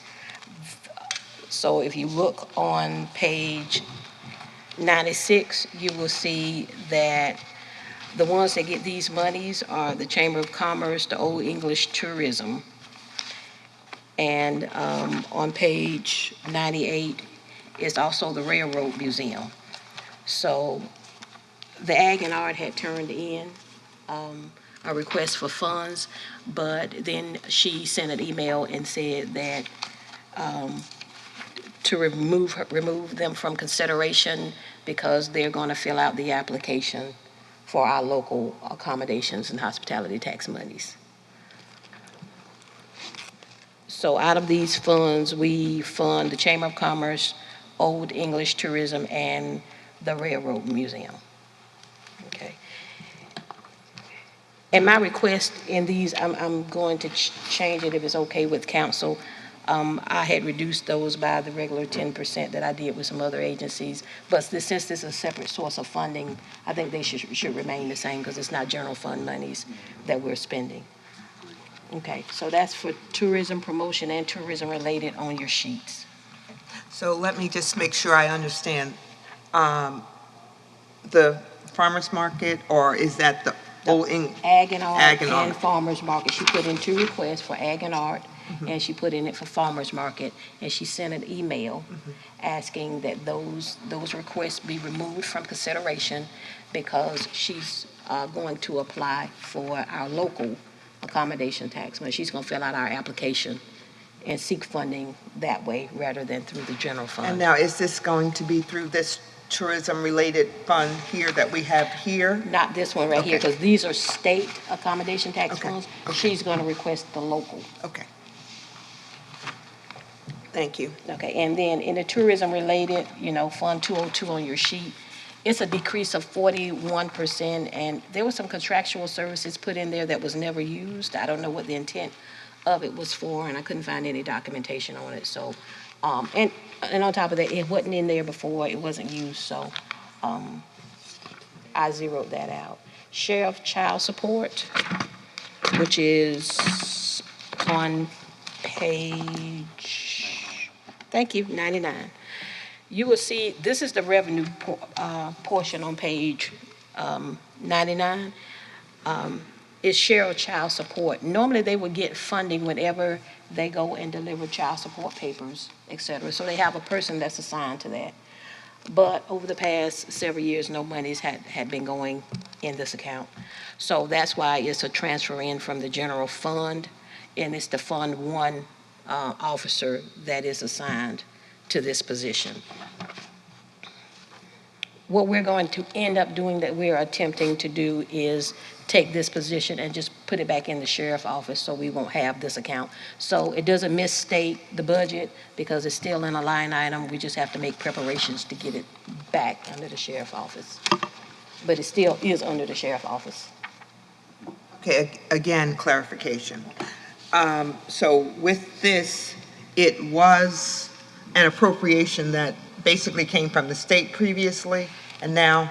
They would have to, actually, it wasn't just a set appropriation. They could turn in some documents to the state showing the number of child support papers, et cetera, that were executed, that they delivered. And then based on that, they would get some of that monies, there's a payment back for that. We would put this in this account to help offset. Right. We never got enough for a full officer, but it would help offset the cost. Okay. And But we're still getting the money, to offset the cost, right? No, actually, we hadn't got that, I think, in a number of years. And why is that? Well, I asked about this a long time ago. I hadn't got an update, a couple of years ago. What I was told back then was just, it was more so, they weren't getting the paperwork to deliver the child support paperwork. And I think it was more so being mailed, et cetera, not actually delivered. So we're not getting any funds from that. But I can look more into that. Okay. To see. Yeah, because But no funds are actually coming into this account. Yeah, because I wouldn't want to leave money on the table. No, if I it's, agree. If it's simply, filling out the forms or that kind of stuff that's necessary Yes, to ma'am. get this reimbursement. Right, I agree. Yeah, I'm pretty sure because I used to do it when I was with the Sheriff's Department, working the Civil Process Division, and they do serve child support papers on a regular basis. So I'm pretty sure, I'm like Ms. Green, I don't want to leave Right. funding there that could Yeah. offset some costs if we can get it. Yeah, and this is a report that would have to be prepared by them and submitted, not through us. So we wouldn't have that information, but we'll still go and check and give you additional information on that. All these 206 accounts that's on here, this is all still transit. And it seems a little strange because you saw transit in the general fund and you saw it here in Fund 206. These are grant funds. Grant funds don't go into the general fund. They have to go into a separate account. So with transit, there are some costs that are not reimbursable, and they go into the general fund. Any reimbursement that we get, the cost from the state, they have a federal, these are federal monies. It's a grant. So any expenses and the related reimbursements go into this account. So all grants have to be in a separate account. We have to count for them separately. Because for audit purpose, whether it's federal monies or any kind of grant monies, we have to put into a separate account. So all of these numbers, these funds that begin with a 2, they call special revenue funds. And we set them up whenever we get a new grant, because when we spend the grant funds, it's coded to this account, and also when we get reimbursement, it's coded to the same account.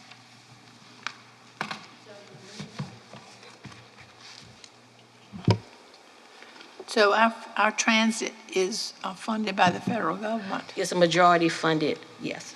So from DOT, but there's some actual costs that they incur. We only get a portion of the funds back. So there's a budget that's prepared. It says the different categories and the percentages that we would get back. So anything that's reimbursed goes into this 206 account along with the money. So we have a separate SCDOT audit. and they come and they look at these amounts. A report is done monthly to SCDOT of our expenses and what we're asking for in reimbursement, and those costs are charged in this 206 fund, and then when they reimburse the money, then we put it back in there to show that this is what we asked for, this is what they reimbursed us for. What percentage do we have to pay ourselves? What percentage is not reimbursed? I don't have that right now because every area, they have an operating and they have a capital and they have an RTAP grant, and each calculation is different. So each one of these are grants, is separate grants and part of a bigger grant. So each one has a different percentage. So, but most of the time when it comes to the personnel costs, normally our personnel costs is funded closer to 100%. By the government? By the government. Okay, thank you. And our capital, yeah, that's true. And when they ask for capital, that's 100%. And it's normally not a match for capital. So if a grant comes out for capital and they get approved to buy one bus or two buses, and I think she did a presentation saying that they've been approved, I thought she said 2 buses. So that's not a match for those. That will be 100% paid with the revenue.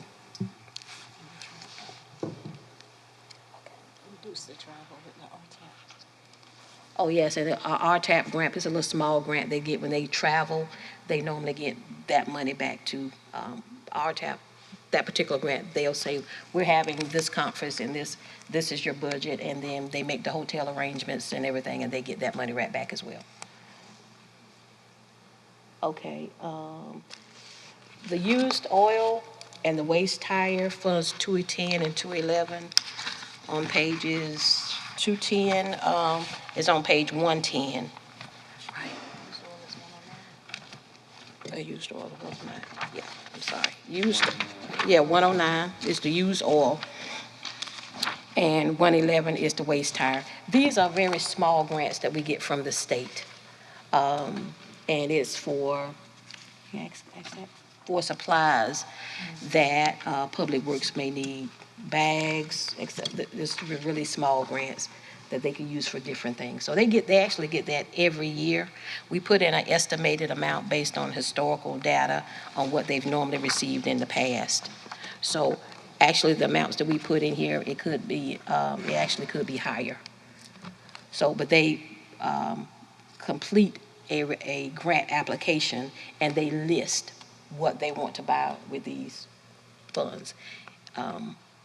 And then when they get approved, we make sure that they buy according to what the grant was approved for. So again, these are grants, doesn't require a match from the county. Railroad track maintenance. This is money that is not a grant, is under an agreement that the county made with the Railroad Museum for track maintenance. So the railroad gets state tourism related monies. That's about $25,000, I think. And then they also get additional monies. They get $15,000 a year under a contract with the county, and it is for railroad maintenance. So, and that money rolls over. It's in a special revenue fund, so if they don't spend that money every year, but it's allocated every year under a contract until council decides they may want to revisit that contract. The 216 clerk of court, what page am I on? Page 115. This again is not county council funds. This is actually it's called 4D federal funds. It has to do with the child support and they have to fill out this very long form of a lot of information that goes on in their office, and then these are federal dollars though, and they get reimbursed for these funds. This is used at the clerk's discretion. Okay, this is used at her discretion, and with that amount, if by law it states that if the clerk's office has any remaining funds at the end of the fiscal year, it reverts to the general fund. So at the end of the year, we look, and if the clerk's office has not spent all the monies in this account, then we look at what's remaining and we transfer it to the general fund. Okay, okay, 220. Victim assistance. 117. Thank you. 117, victim assistance. There are fees and fines that are collected by law regarding portion of magistrate fees and fines and clerk of court fees and fines by law. Some of those monies has to be allocated to victim assistance. And 118. 117. 117 and 118. So on 117, that's the estimated monies that we have, that we estimate to come in. Unfortunately, over the past few years, those monies hadn't been coming in as expected. We have no control over it. So that's why you see on page 117, you will see a transfer in from the general fund, because we don't, the fees and fines that are collected aren't enough to pay for the salary of the victim assistance person. Victim assistance is under the sheriff's office. So when the sheriff's office has a call, et cetera, and they have a victim, this person is going out. And to provide services specifically to the victim is definitely a vital service. But if you see on page 118, you'll see basically the large part of the cost is the salary and fringe. That's it. There's no other excessive costs in this budget. 120. Okay. Page 119 and 120. Okay, 119 is the revenue. If you see transfer in from the general fund, this fund is called Vehicle Replacement Fund. Any vehicles that I have recommended for approval in this budget, the money has to be transferred from the general fund and is put in this account. Again, vehicles are capital items. Grants, any type of federal, state grants, any type of capital items has to be transferred, and especially capital items has to be in a separate account because it's actually capital. Okay. So when we get to the next half, we're going to go over some things on capital again. With a 2 million 106 that's shown, that would be 100% of the capital request that has been presented. No, because the capital requests were like 5.7. I went and kind of said we can't afford to give them. Yes. So when we go to we're going to bring back up our capital sheet again and go through it again. So there's some items in there that I recommended that it was coded to here. Now, after we go back over capital, you have some additional recommendations, et cetera. That's when we start the motions list. And then if you say that, okay, I didn't make a recommendation for this vehicle and you would like to see this vehicle, it'll be on a motions list. These numbers are going to change. These are just a recommendation. It is not final. You have the final say. 121, 122. Page 121 and 122 is capital improvements. I don't know what this is. The major thing in here, this is again, transfer from the general fund. I also noticed that in the fund balance, there was some fund balance left over, so I allocated that as well for this amount. But on page 122, the main thing is the firefighter equipment, $315,000. Those are the air packs. That will be the second payment on the air packs. And that's the major increase in that, because I think we have 4 payments. 3 payments. The first one, I think Senator Fanning was able to get the funding for that, and then this is the second payment. And we're still awaiting to see, we may get some funding for that, and if we do, this will, before the budget ends, if we get it, we'll take it out. If we hadn't heard word, then it stays in. 123 and 4. Okay. Oh, yeah, working. Move on, when we look at the capital improvement fund, the here to Yeah, what we always do is, we never know what council may need. We also put into certain areas of the budgets, if we need an engineer for something that came up that we are not actually planned for or aware of, we always put some engineering costs in the budget in anticipation of a project coming up, and we already have the funding in the budget, so that way, if we do have to lean on to get an engineer, we won't constantly be coming back to council and say, well, I didn't put this in the budget and it's $26,000 to get this project done or to get some plans on it. So we normally put some engineering costs in the budget. there was a position that was considered with the stabilization fund. Yeah, the project manager. How that might relate to this? This would be different than that position that was approved for the rural stabilization. The rural stabilization funds, that position was to have a full-time county engineer project manager on staff. This is just, like Ms. Johnson said, say for instance, and not to put bad juju, but if we had a problem with the roof and we needed to get some plans drawn up, and that was unanticipated, then we have this money here where we could get an engineer or contractor to come and do that specific project. But the rural stabilization was to have somebody specific on staff.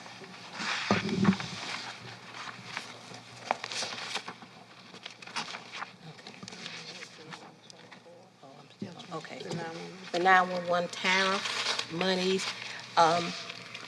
This is some monies, as it says, comes from, it's surcharges that are attached to, affixed to phone lines, and I'm sure you see it on some of your bills, et cetera. So this money comes to the county, it goes into this specific account, and there are rules related to this specific money. It has to be used for equipment, et cetera, that 911 needs. And it's very specific as to what can be used. Any type of communication equipment, yes. Normally in the past, if they needed a desk because they just wanted a piece of furniture, it was like, no. It has to be for specifically related to communication equipment. And this move that's going on, and of course they have to have the new equipment, this is the monies that they're using for that. 125 through 131. Okay, this is WIOA. This is basically, I mean, it's basically 100% funded with grant funds. This is adult and dislocated worker, putting our citizens back to work, helping them find jobs.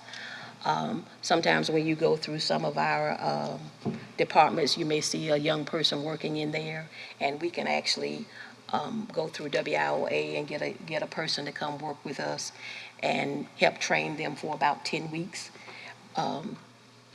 It's basically free to the county. They get paid through the grant. We sign a timesheet saying that they did put in however many hours, and it's paid by us, and then we get 100% reimbursed. So this is. Is that widely used? Is that widely used, or is it just that we don't have as many? I think she does have enough people enrolled, and we've actually been encouraging our department heads in our leadership meetings to please contact WIOA, which is in the J.B. Floyd building, and tell them that you need somebody to help with office work, et cetera. So they actually have been reaching out to get additional help. So that's a great service.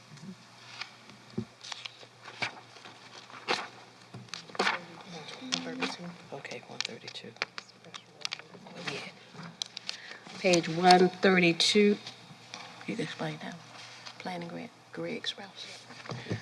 Special revenue planning grants, this is kind of like the money in, money out that we receive from the Central Midlands Council of Governments. We get it in, we put it back to the Central Midlands Council of Governments, and they assist us with different planning needs. For instance, the COG is helping us revise our comprehensive plan. So this is just that special revenue account where we get that money given to us, but then we give it right back to the Central Midlands Council of Governments.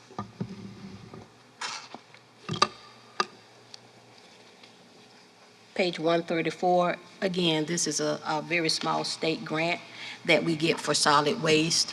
The Public Works Department, the Recycling Department completes a application of what do they want to spend these monies on. It's normally small purchases for supplies for their department, but it's still monies that they can receive. And again, no match to the county. It's just additional state money that we can receive. Okay, 136, Sheriff JAG grant, 136, it's a federal grant. They get this every year, and again, they fill out the application themselves on what the sheriff office may need. If you see on 137, most of it is law enforcement specialized supplies, so that can be arranged. It basically covers any and everything that they may need. So again, no match. I think no match from the county on that. You were Fairfield Forward. Page 138 is Fairfield Forward. If you're aware, a few years ago, probably around 2019, 2020, Fairfield County agreed to be the backbone agency for the nonprofit in Fairfield Forward, meaning we receive the money that they get through grant funding to house their program manager within Fairfield County. So it's not general fund money, it's the grant that Fairfield Forward received. It was originally posted here, but I think we've shifted that money to a different account because it is a special separate grant account. But we partner with Fairfield Forward in that way because at that time they weren't able to financially handle the financials, and so Fairfield County agreed to handle the financials associated with that grant and house their current employee. And that is, we have been working with them to come with an end date because Fairfield Forward has done a strategic plan. They've updated that, and they're actually working to become their own backbone agency. So this will not be ongoing with Fairfield Forward. And again, the reason that I didn't budget them for this upcoming year is because council doesn't approve their budget. So I don't think we should have a budgeted amount that's included for what council to approve. They establish their own budget. Okay, Forfeited Land Commission, page 140. We have this is just a portion of an employee's salary. He works at the tax assessor's office, but with the Forfeited Land Commission, he also does the work for the Forfeited Land Commission, and so a portion of his salary is allocated to come out of the proceeds from this money. This is when they, the properties go up for sale, they're auctioned off and goes up for sale. He handles all of the auctions. Okay. 301 is debt service. We have a millage for debt service, and this is all the bonds that we have to pay. So basically, you know, like I said, we have a millage for that. When the money is collected, those amounts on that millage goes into this account, and then we pay our bonds on a schedule. We have amortization schedules for all our bonds, and then they get paid based on that amortization schedule. And basically, all of our bonds, a payment is due in March, payment is due in September. So we calculate what's due in the upcoming fiscal year, and then we put that in there. And if you notice that, I think we went down on debt service, so, and we just adjusted that for when the next payments are due. Now, is that the Dominion settlement money there that caused that decrease in debt services, that 1.655 That was part of it, is that what is called restructuring or refinancing exactly. of it. When yes. we restructured the bonds, yeah, it caused a decrease along with some other bonds that we have. So we took the decrease in that plus some, and the other bonds, because normally after we start paying the bonds, some bonds actually over the course of maybe last year, the year before, they fell off. Right. We were done paying with that, so it's two factors related to that, Okay. not just simply. So that. that's Yes, included in but that's here? included in that, yes, Great, ma'am. thanks. 404, which is page 145. Again, transfers in from the general fund, it relates to our capital. The biggest thing in here, if you will look on page 146, the request for repairing of bridges. And that's that $500,000 on page 146. That's only one bridge. Okay, that's one bridge. And when the detention center came and talked about the locks, that's in here too. So if you look on page 146, that's where you see those line items. I've heard that it's going to be 3 to 4 years before that bridge on Welfare Road, Camp Welfare Road, is going to be fixed. It seems ridiculous since that there's a business on that road, Yeah. that it doesn't move up. Yes, ma'am. Walter B. Brown Industrial Park, page 147 and 148. We just paid basically the utilities and I think the telephone line and landscaping out there, right? Can I ask a question? Did you say one bridge cost $500,000? That amount there is the estimate just for the repairing of the one bridge. Yeah, when Jonathan came to present that night, and in your capital sheet, you'll see it's actually for one bridge. Is that those things that they saw that they could use? No. You're talking about trailers or something that he Some said kind that of we might be able trailers. to use or something? Yeah, he hadn't, we had to put in the amount that we had for now, but he's still checking out an alternative. Yeah. And that's what he talked about at the Capitol meeting. He's contacted someone, and at the time of the meeting, the last meeting, April 19th, they hadn't contacted him back because he wanted to go see the structure, go to some counters and look at that. Because if we opt to go the alternative way, then it would be much cheaper, and then with that amount of money, we may be able to get maybe 2 to 3 bridges done with that money, with the alternative way. But that may not pan out, we don't know, but we still have to move forward with the amount that we know. Say again. Yeah, Maggie Harris. Industrial Park, okay, where am I at? Water, sewer, page 150. The reason I put this in, because we have a cost sharing agreement, 75%, 25%. So, with the joint water system. So we're still doing some engineering and some other costs that may come up. So we needed to put some money at least in this account for some other costs that may come up under this cost sharing agreement. Okay. For 413, 150, page 151, the Public Works Department, this is again another capital amount, and they had some fund balance that's left. So they had asked, in the capital sheet, they had asked for a piece of equipment, and I found instead of we transferring, they had some fund balance left over. So I'm recommending approval of that piece of equipment because I noticed that they had some allocation that was left, some funding that was left over. And the way these departments have funds that are left over is really when they budget for an amount for some equipment, et cetera, and then the equipment ends up being cheaper than what's anticipated, then it creates a fund balance in that account. I think it was that triple bush hog thing Yeah, or something. I think it was, yeah. We have our capital sheet in here. And the same thing with solid waste, $248,000 that they were asking for. And it's on our capital sheet. We'll go over again. What was it? Can't remember. It's in our capital sheet back here. We can get to the capital sheet.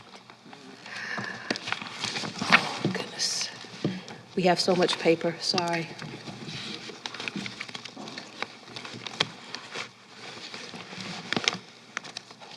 Okay. fund is that for?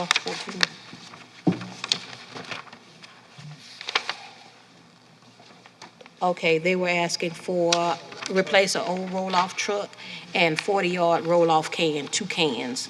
So that's $248,000. So, like I said, I saw they had some funds left in their balance, so I recommended that.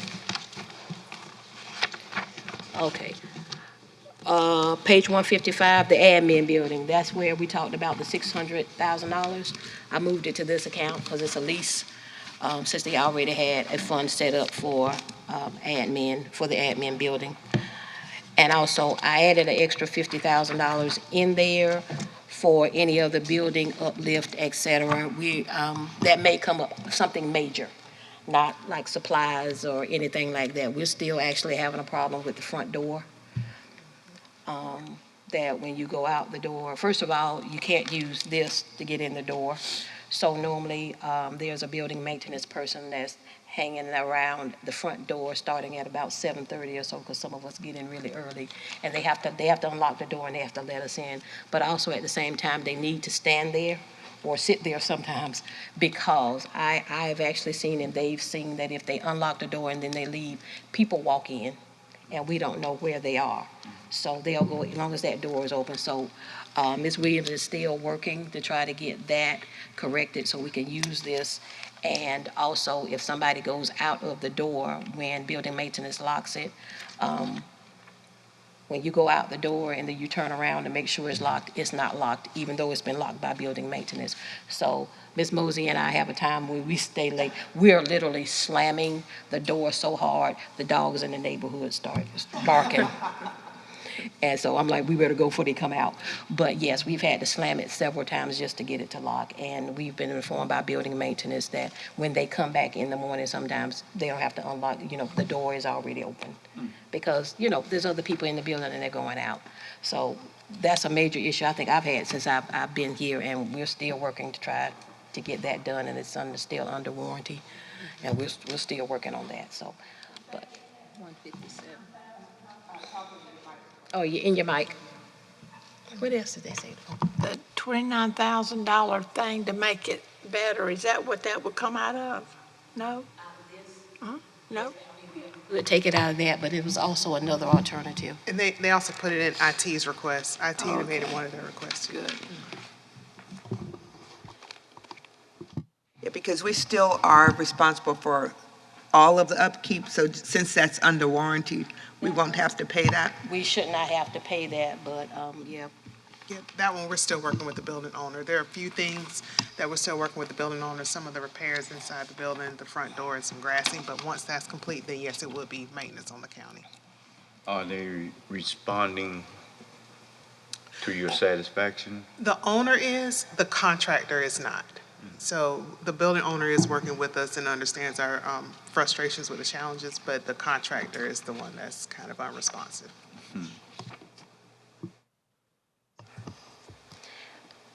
And also, we're on hospital, page 157. It says hospital emergency, but really it's the contract that we have with the emergency room that we pay them $250 a quarter, which is $1 million annually. And we have a separate millage for that. So how much longer is that? How much longer is that? 10 years, and I think we started in 18. Okay. 2026 seems to be. We'll verify that. Yeah, we'll verify. Yeah, we have the Because it's getting pretty close. Okay. It's actually getting pretty close. I was looking at the contract, but I can't remember the date. So it may be, yeah, less. And the last one, council, for right now, is the library, page 159, separate millage for that. They're asking for, their millage actually increased by 1 mil. Yes, y'all increased it by 1 mil. And so now they have some new changes that are occurring. They were under our umbrella when it came to health insurance, but now people has told them, you need to come from up under the county, so now they have to hire a person to do their benefits. We used to do their benefits, sign their new people up, et cetera. And so now, for the upcoming years, they have to do all of that. So they are asking for an additional 50,564 for that, but I put it as it's coming out of their fund balance, not increasing the millage for them again, but coming out of their fund balance.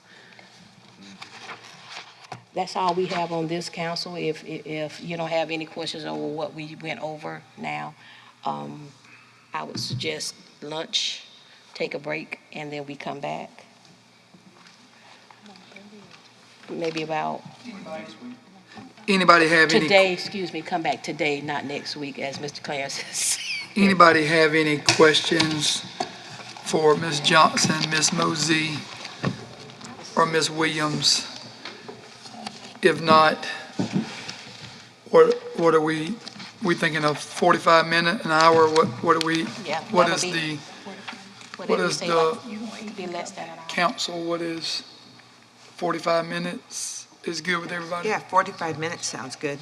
Okay. All right, so 1:30? we will come back in session at 1:30, but as of right now, we're on a 45-minute lunch. Thank you.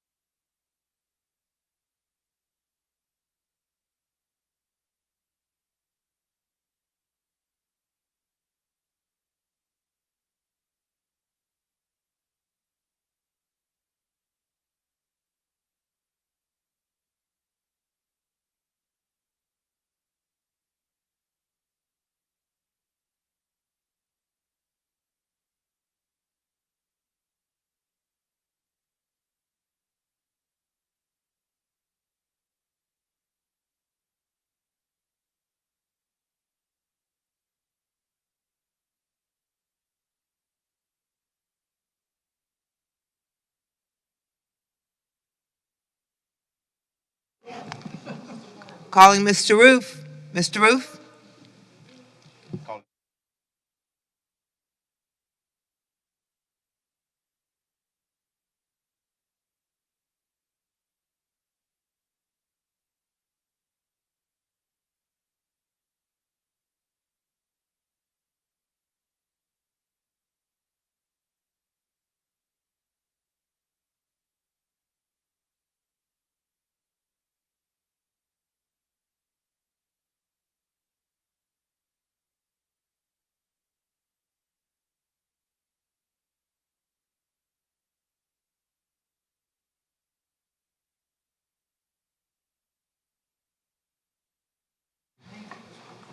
I would like to bring this meeting back into session at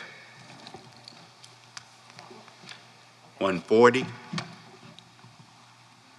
Ms. Johnson? I forgot what we were doing. Good afternoon, council. We're going to proceed on, we're going to go over the budget worksheet report, this big report again at the back. Go to the back of your book. Yeah, the same book. Go to the back. The report that we were looking at. Oh, I said I switched this to around. Yeah, just to,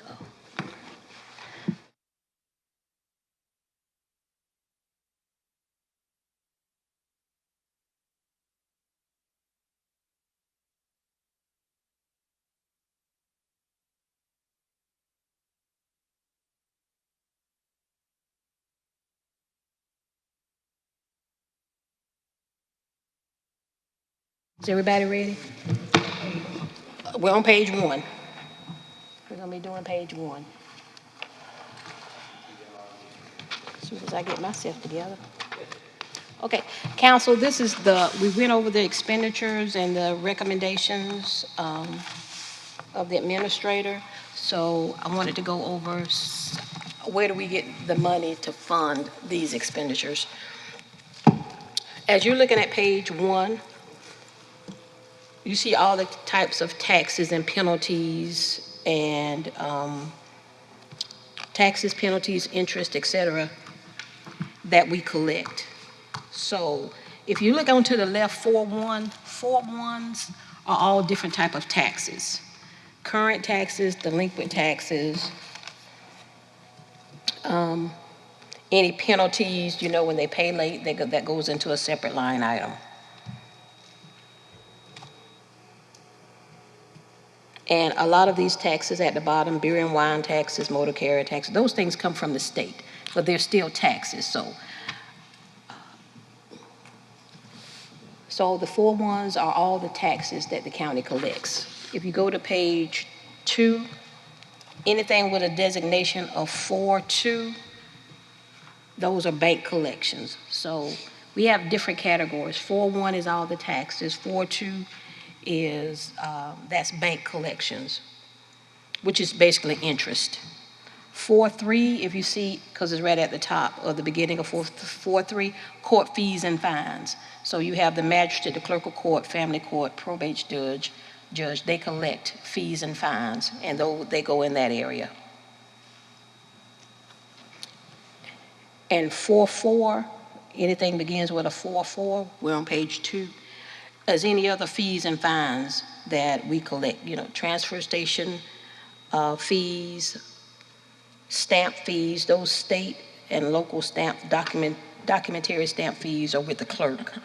Copying and printing, if anybody asks for any documents, and we can't email it to them, and we have to use our time to make copies, we charge them for our copies.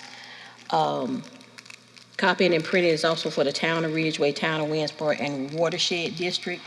The treasurer office collects their,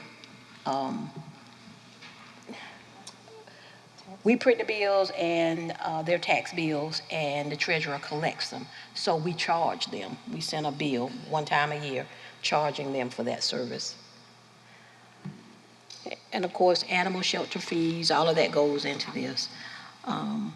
Again, we're still going with 4.4s. And you see all down there, all the fees that recreation charges, they go into different line items so we can track the different activities and how much they're collecting on each of the activities. And on page 345, 45 is state agency collections. They're not grants, but the state gives us, like the local state aid fund, that automatically comes to us from the state. We get a state salary supplement and VA salary supplement. They offset some of their salaries. DSS payment in lieu of rent, which is that 4512, that's the amount I said DSS is in, our building, and it's called a fee in lieu of rent. They don't make a monthly payment for rent. It's a calculated amount that the state does and gives us part of the monies back. And also 4.6 is miscellaneous things, reimbursement of expenditures, something we may have paid for and then we got the money back. Insurance reimbursements, lodging of prisoners. Lodging of prisoners is what we charge the town of Winsboro for lodging their inmates in our detention facility. So that amount, that 3,000, has been the same ever since, even before I was here. So that's one of the things that's going to be put on our to-do list, to actually go back and negotiate a rate for that, because 3,000 is an automatic, and it's been going on over 20 years. No, it doesn't cover the cost of anything, and we don't know. I can't find anything, even when I was here before, of anything written. So I don't know how that 3,000 came about, so it's long overdue for that to be changed. And I'm gonna skip to 4.8 for a minute. The 48s, you see state revenue, SRO, STEM, and all of that. We get, when the officers do their SRO duties, we get that money back. Any contract revenue we may have, I think that's also with the school as well, the contract revenue. So the school pays for their... Yeah, with their SROs, yeah, we get reimbursed for all of that. That's why we track it. In the expenditure section, we track it separately so we can know how much to bill them. And Medicaid, medical collections, that is actually EMS. When they transport, et cetera, we get some of that money back. So they normally collect over $1 million. And transit has Medicaid collections too. And transfer in general fund, when I talked about the clerk of court, and if they don't spend their allotted money or whatever is left over, I transfer it back, so it gets transferred into this amount. So it goes back into the general fund. I'm looking at the forfeited land sales. That's $75,000. I know the last time. It was a lot. That was a lot of property, so that could be, the last sale we had was. It was one of the first sales. Yeah, it was one of the first sales that we started with the Forfeited Land Commission. So it's just an estimate because we don't know how much we would actually get back. And I think he's anticipating another auction in the upcoming year, but we can't really gauge how much you might get, because since it's an auction and you don't know what people are going to bid. Yeah, it's just that he said that there was like $500,000, that he mentioned, I guess. I don't remember that. Last fall or something. Okay, so I'm not aware. I don't know where that money is. Mr. Thompson, I guess, was the person who Right. came in to speak to that. So you might want to check with him because. Jim Thompson, put that as a to-do. So. Because the last time, I think when they had the auction, yes, that money came to the general fund. But did they have an auction last year, do you know? I don't think they had one. I believe they did have one. The first auction they did generate a lot more revenue because it was the very first one. It was a lot of properties. So we're not anticipating as much funds coming in upcoming years because now they've sold off a majority and it's just a regular, as people roll up and they get turned over to the Forfeited Land Commission, but we can look back and see what the previous auctions brought in and get that back to you all. Okay.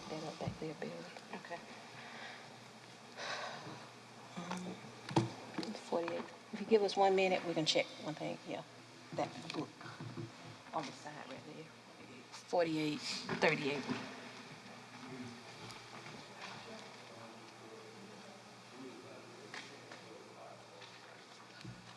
Got the book.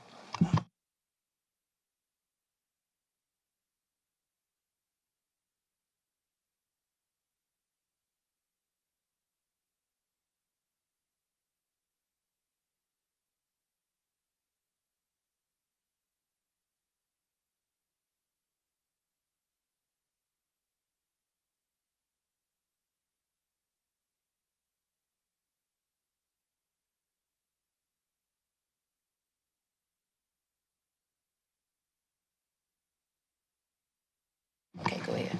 Okay, so there, we do have the report. So back, it was in 2021, forfeited land collected 463,231. We're not showing a deposit for the 2022 budget, and so we're estimating the 75,000 upcoming. And if it comes in more, then that's great. Ta-da. Okay, let there be light. If on that same page 4, you see account number. Ooh. That's a little too much. Put it on the chairman. Yeah. Okay. If you. Oh, yeah. Okay, on page 4, if you look at account number 4710, it's going to lead us into my budget letter that we're going to actually have a discussion about. Okay, so based on all the requests that have come in and my recommendations, et cetera, it looks like, came back on, guys? Oh, okay. In order to make the budget balance, it's 4.2 million of fund balance. Okay, but 4.2 million to make this budget balance and get all the capital, which is it's over $3 million, I believe. We're gonna have to use some fund balance, but I'm gonna go into another option where we don't do that. So hence the budget letter that we want to talk about now. Okay, if you pull out my budget letter, and yes, I am going to read it. And it's a budget letter that you have in one of your pockets. Should be in the front. And if we didn't do anything else, it would be taking 4.2 million out of the fund balance, right? Yeah, but Okay. included in these budgetary numbers, in the budgetary numbers, I did add a millage increase in there, and that's what I'm going to talk about. I've already put that in there. Okay. So, but we're going to talk about some different options, okay?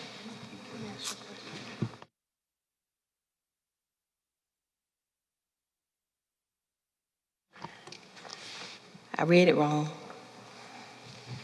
I looked at the wrong column. Thank you, Ms. Williams. It's the county administrator 5.2. 5.6, sorry. Oh, yeah. A difference of a $4 million increase. So I wanted to say that last before I went into my budget letter so we can gain an understanding of some things, okay? Okay. As we present this upcoming budget, I acknowledge it is unusual to prepare a budget without having fiscal year 2022 audited financial statements to verify the balances in each fund. While my preference is not to present a budget prior to the finalization of a prior year audit, the county must have an approved budget by June 30th. However, I do remain confident in the financial stability of the county. The county approves a balanced budget. What that means is that budgeted revenues must equal budgeted expenditures. Estimated expenditures and anticipated revenues are budgeted, and if your estimated expenditures exceed your anticipated revenue, fund balance has to be used to balance the budget or some other source of revenue. At the close of the fiscal year, if there's a surplus in revenue or the actual expenditures are less than budgeted, the amount of fund balance used is either less than budgeted or not needed at all. So I'm gonna stop right there. I want you to go back to your first attachment behind your letter. This is attached behind your letter, next to the last page. Okay, this actually is information that comes from the audited financial audit report. If you can see, I'm just going to 2017. You see the beginning fund balance is 19.9 million. Excess of revenues over expenditures, if it's positive like that, that means that more revenue came in than what was expended. So that meant we took in a surplus of 2 million, which makes the balance 21.9 million, ending fund balance in 2017. The numbers at the bottom, where it says fund balance budgeted, what I'm trying to show in each of these years is that, using 2017 as an example, $4,060 was budgeted, but we didn't use it. We didn't have to use it because we had a surplus. In 2018, 2.5 million was budgeted, but we only used $407,000 of it. And in 2019, the same thing. Basically, 3 million was budgeted, but we had a surplus of 507, which means we didn't use any of that fund balance. 2020, the same thing, 4.2 budgeted, but we actually used 4 million of what was budgeted. 2021, 5.2, 5.3 was budgeted. We only used 2.1 million. So it doesn't mean that what we have budgeted in fund balance, that doesn't necessarily mean, oh, we're going to use that. We actually could use that, but it doesn't mean that's always what happens, because sometimes our estimated revenues will get more in certain line items, more in property taxes, more in delinquent taxes, et cetera, than we budgeted or we anticipated, and so therefore the amount of fund balance used is less. Okay, back to my letter. The county's main source of revenue has always been ad valorem, which is property taxes. The county also had been the recipient of some major funding sources over the past 2 years, such as the ARPA money, which was over $4.3 million in 2022 and 2023. The county allocated some of these funds for capital equipment, building renovations, park upgrades. Then the Rural Stabilization Fund you received in 2023, totaling $330,000.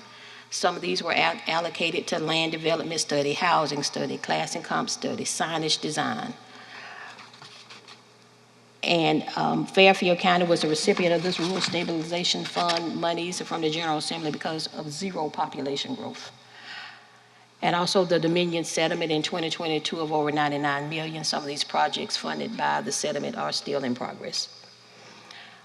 Although some of these additional funds were used to cover the cost of some capital equipment, the county did not budget for capital equipment in 22 or 23. This year, departments have submitted capital requests totaling over 5.7 million, of which over 4 million of the requests are from our safety-sensitive departments to replace equipment that has exceeded its useful life. In addition, several departments have requested to unfreeze suspended positions and to return to the prior year 10% cut. Even though positions and budgets were frozen or cut, the services and the workload associated with those positions did not decrease. This impacted the level of service provided and increased employee workload. Department managers are still expected to provide the same service to our citizens with less support. Some departments have such small budgets, a 10% budget cut impacted them more severely than a department with a much larger budget. With the announcement of Scout Motors and the anticipation of accelerated growth in Fairfield in both areas of commercial and residential, it's imperative we move quickly toward finalizing the logistics surrounding the location and operation of the wastewater treatment plant. We also need to have land and speculative buildings readily available in our industrial parks to accommodate the needs of industries expected to locate to the area. Providing our staff with the tools necessary to increase the efficiency in their operations to better serve a potentially growing population is equally important. The county must create space for additional training and growth within the departments, develop a capital equipment replacement plan, and develop an employee incentive and retention plan. With that being said, the budget presented before you includes over $3 million in capital needs, unfreezing several positions, and the addition of new positions. Items not currently included in the recommended budget, but I present for your consideration to improve employee recruitment and retention are the addition of an additional county holiday, which is Veterans Day, implementing a 3 to 5% cost of living increase for all employees, 5% for employees making 60 and under, and 3% for employees making over 60. This allows the lesser paid employees to benefit more from the cost of living increase. The reason that I had recommended that also is that the state, it hasn't been approved yet, but they were looking at a 3% and a 5%, and their objective was to give the higher percentage to those that make less.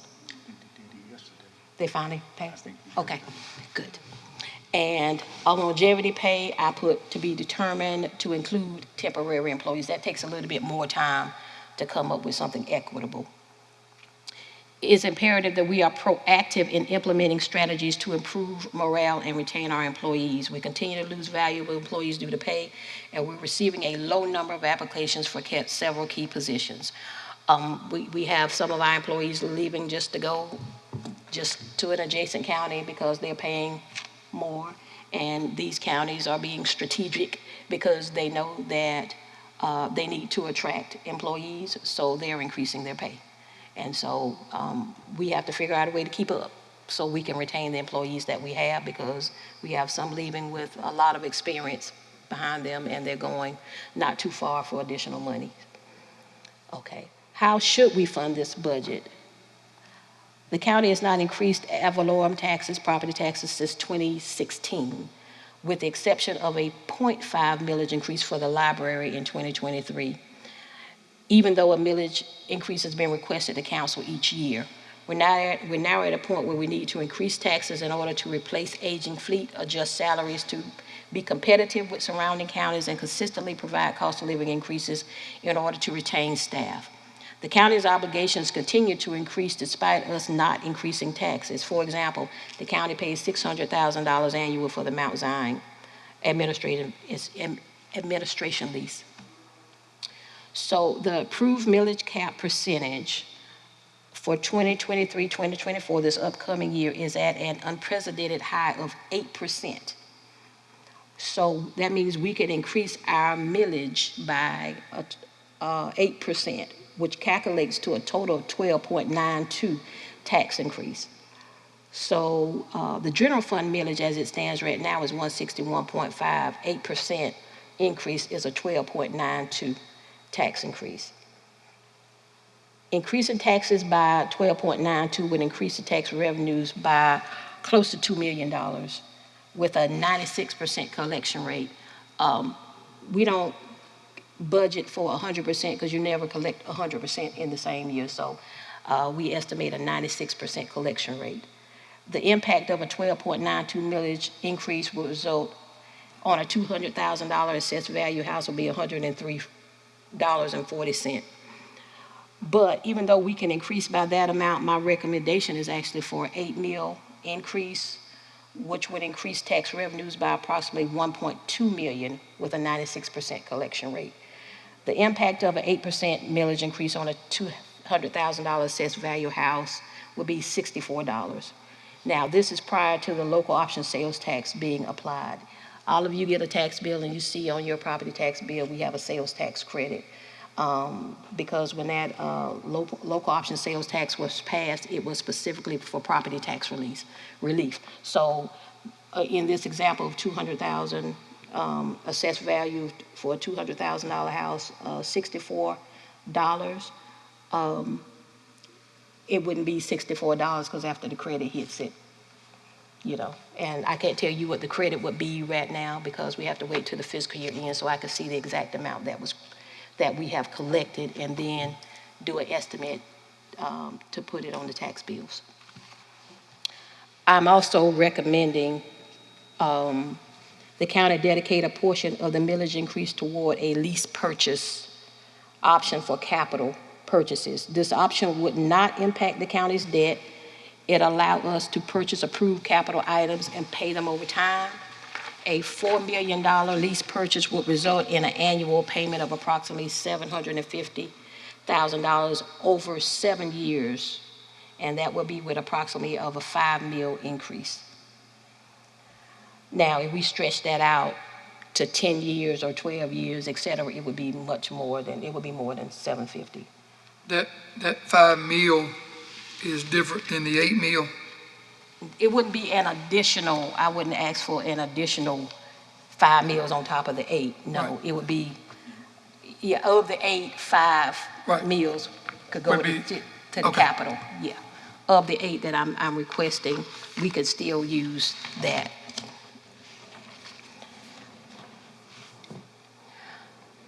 Okay, so in addition, we also have reserved fund balance of approximately 8.9 reserved fund balance, okay, $8.9 million. Look at my last sheet that's attached to the letter. These are reserved fund balances, and just to be honest with you, these reserved fund balances, they were done so many years ago that it doesn't make any sense to have them now because, for example, hospital reserve, we don't, property insurance reserve. So what happened was several years ago when I first got here, you know, one of the first administrator that I worked for, we had actually a larger fund balance, and he stated you always need to reserve some things so you can let council know these are reserved for these. So because sometimes you have council that looks at the bottom and says, oh, we got a lot of money, and that shouldn't be the case. We always should have, say, this is what we're planning, holding back on some of these funds.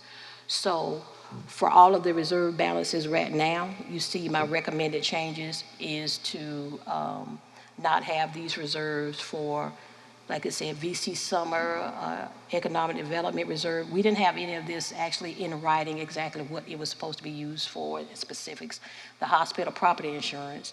And I think the reason that we did Fairfield Memorial Hospital and all of that is because, you know, because of the situation that they were in at the time, and the county kept assisting them.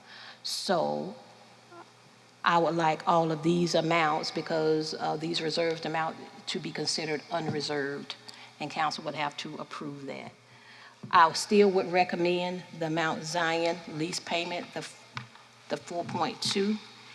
It definitely needs to be reserved because it always needs to be right there in your face that at the end of 7 years, you have the option to buy this building.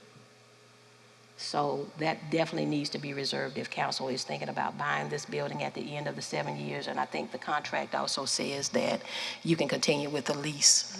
So at the end of 7 years, you either buy it or you continue to lease. That hadn't been decided yet, so it needs to stay, this amount needs to stay as a reserve.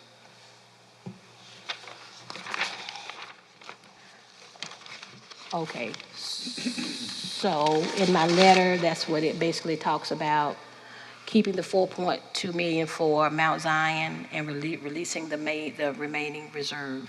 This results in additional 4.2 of unreserved fund balance. The county could use the fund balance this year for capital and other purchases and not increase taxes or enter to any lease purchase agreement. However, county council will eventually have to increase taxes somewhere down the line. The county cannot expect to provide additional services, fund all these outside agencies, pay $600,000 in an annual lease payment, along with some other things that you're paying, without additional funding. If council elects not to increase taxes this year, the upcoming budget will again exclude all capital purchases, which is detrimental to the safety of our citizens. So this is some things for you guys to think about, because now what council needs to decide, I've made recommendations on capital. Council needs to decide, are those the items that they approve for capital purchases? Are there some other items on the capital list that council would like to see? Because anything that council would like to see, it goes now on a motions list. So if someone makes a suggestion, it needs to go on a motion list to be voted on, and then we can recalculate. I need pretty much some direction from council. In your book, is still, you still have the capital sheet. Ms. Johnson, and I was going to say, you know, I know we have everything in the book, but if we can just put a document together that kind of outlines all capital requests instead of. Well, we have, Okay. yeah, we have everything of all the capital requests. And that with that 4 million lease purchase for 5 meals, that would cover all of those capital requests? Yes, because the actual, what the departments, what I've recommended for approval is actually $3.5 million, but I had the estimate done on a lease purchase of 4 million. But this is the sheet council needs to look at. I do not have the final say in this budget. I do not approve this budget. Council has to approve it. You need to look at, take some time to look at the capital items. If you want something, that's why I have, the last column is council. And then all of that goes into the calculation of the numbers. That's number one. Number two, if I can find it, sorry, Bill. With I think Beverly glasses are better than mine. With that COLA, that is not in the budget. You have to approve it before we put all these line items in the budget. That is an increase, a difference of, if we did the 3 to 5% with FICA, with all the taxes added, retirement, et cetera. It would be an increase of $694,828. So.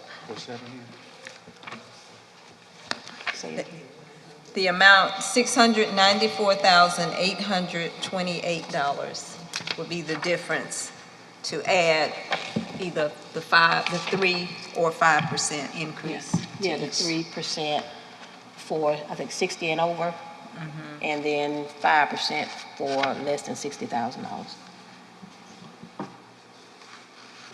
Okay, these are things for y'all to think about for our next budget work session, but also at this time to ask some additional questions. Now, that has not been included in this budget. It has to get approved first. It's easier to get an approval and then go and put them in rather than put them in the hopes that it gets approved, and then you have to go back and take all of it back out by department, because this has to go in by department. So in the past, we've always asked first about a COLA and what council is thinking about, rather than just putting one in. The capital, need some finals on capitals. There may be something in this budget that I did not discuss that you all would like to see in this budget that we need to work on. And there's one other item that I need you all to think about. It could not be put in the budget because it will require a position to put in the budget. So if you go to the one that says personnel requests,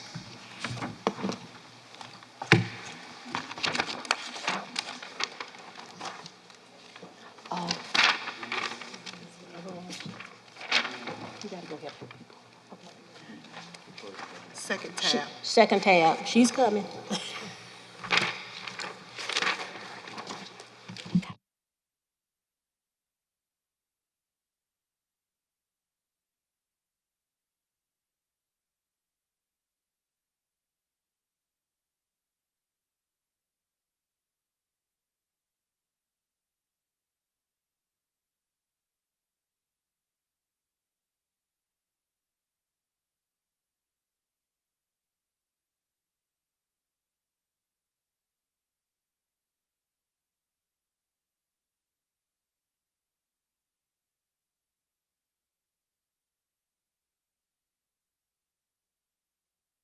Okay, we're looking at the personnel requesting increases. Let's go to animal control, for example.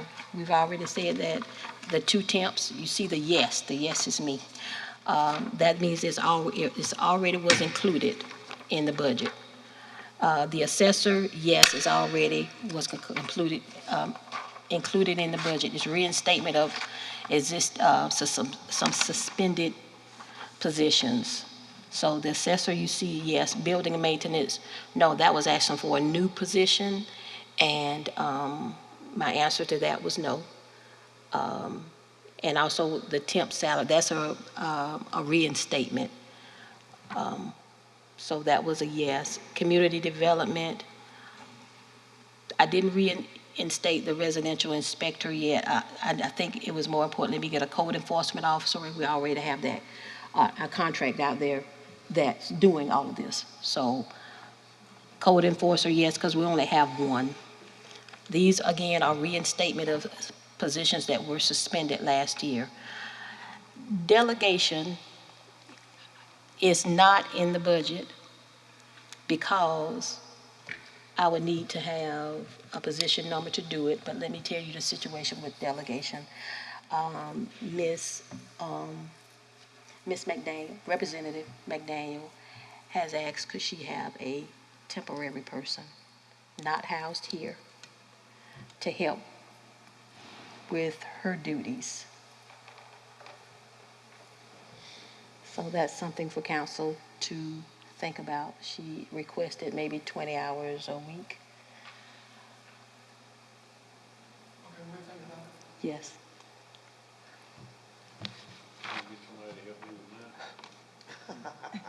I'll help you, Mr. Dan. EMS,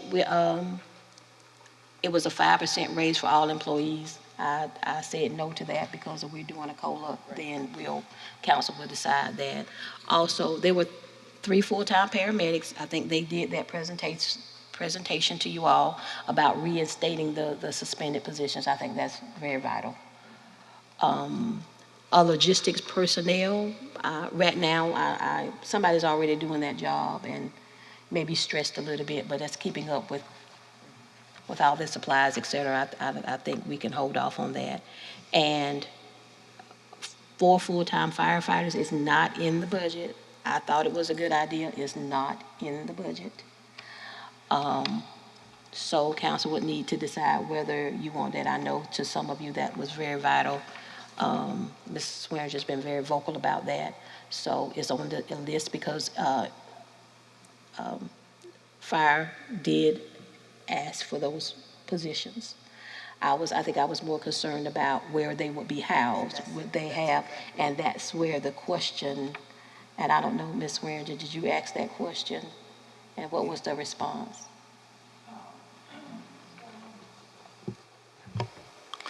What I can understand is, like, if one of them goes up to Feasterville to cover Feasterville and Blair, that during the day, if it's 8 to 5 or 8 to 4 or 9 to 5 or whatever it is, during the day, half the time they would be at Feasterville and the other half they would be at Blair doing whatever you do at the fire department. And if they have a fire and you have to go take a bath after the fire, that they can go there to the EMS station there at the trash dump there at the end of on Ashford Ferry Road and bathe. So, you know, they can go in as the fire stations are now and just work. And if they had to have a bath, they could go there. That was what I was told. So okay, so that's on here for council to consider. Yeah, because basically I would have the same question as to where they would be housed. And I don't know when we would look for this to happen because, when we look out at Watery, I think there are only 4 firemen left at Dutchman's Creek, and that's something that might have to be verified for a volunteer fireman left at Dutchman's Creek. That would have to be verified. And then the question would come about River Road. And, number 1, it needs coverage. And number 2, where that person is going to be housed too. Well, I don't think these are full-time. I mean, they're not like 24 hours what I think they're talking about is daytime, covering it during the daytime, is Yes, what and I understand. And I don't know. think what they asked for is said additional full-time staff. Right. They're asking for full-time. Yeah, that's So 8 hours. Yeah, that's a total of 8 hours with benefits. And you see the amount, the cost for 4 additional full-time staff. That includes all the benefits that's associated with Well, I bringing mean, I'm 4. talking about they would work from like 8 to 5 during the day, that sort of thing. Yeah, that's full-time. Not on 20, oh, you know what I mean. Yeah, Never okay. mind. We'll get some more on that. I ain't working anyway. But I think what she's saying is they're working daytime instead of Right, night. When instead of they night. most, they're still full-time. Right, they're still full-time. Yeah. Fire also requested a fire marshal, full-time fire marshal position. We did have a fire marshal position. Some of you may remember several years ago, we had a fire marshal position. Then that fire marshal position was actually changed to deputy fire chief. And then now we're back to, we need a fire marshal. So my thinking was actually, I thought they could share the duties. And I posed the question to the interim fire chief, because to me, I thought, I'm thinking way back when, this is the way it was. Okay, and he stated to me, he said, it would be hard to share the duties because they have to go to every building, all the businesses in the counties, et cetera. They would have so much, they would need a full-time fire marshal to do this. And I asked a question, like before, we didn't have all these positions, so how did it get done? And the response was, it wasn't really getting done like it should have been. So they have expressed, definitely they need a separate fire marshal position. And you're talking about Jamie Webb. Yes. So I wonder if you, and I know Jason's gone, but I wonder if we talk to Jason Pope and get his opinion on that. Well, he's the one that put in the request before he left. Yes, so he did. Has that person has the person that took, have you hired somebody for Jason's spot? Is that correct? No, ma'am, it's being advertised now, so it'll close soon. Okay. I think that would require additional research to make sure And that. I would like, with these, especially with the full-time firefighters and the fire marshal position, I would like more explanation to come back to you firsthand. Yes. About those, ask additional questions about that. Because like I said, they are not in this budget. Right. Okay, because they are new positions, so they're not in this budget yet. Okay, and also fire was asking for just an adjustment to the assistant, so I didn't put that in there as well because, we got anticipation of hopefully a COLA, so that will make the adjustments. The magistrate wants a court security officer, which is really a bailiff. So that's an additional position. The reason that they're asking for this, the sheriff office has been working with them to try to assign somebody, an officer over there with them when they have court. The problem is that the sheriff office is short and can't afford to send somebody to be over there for all of their different courts.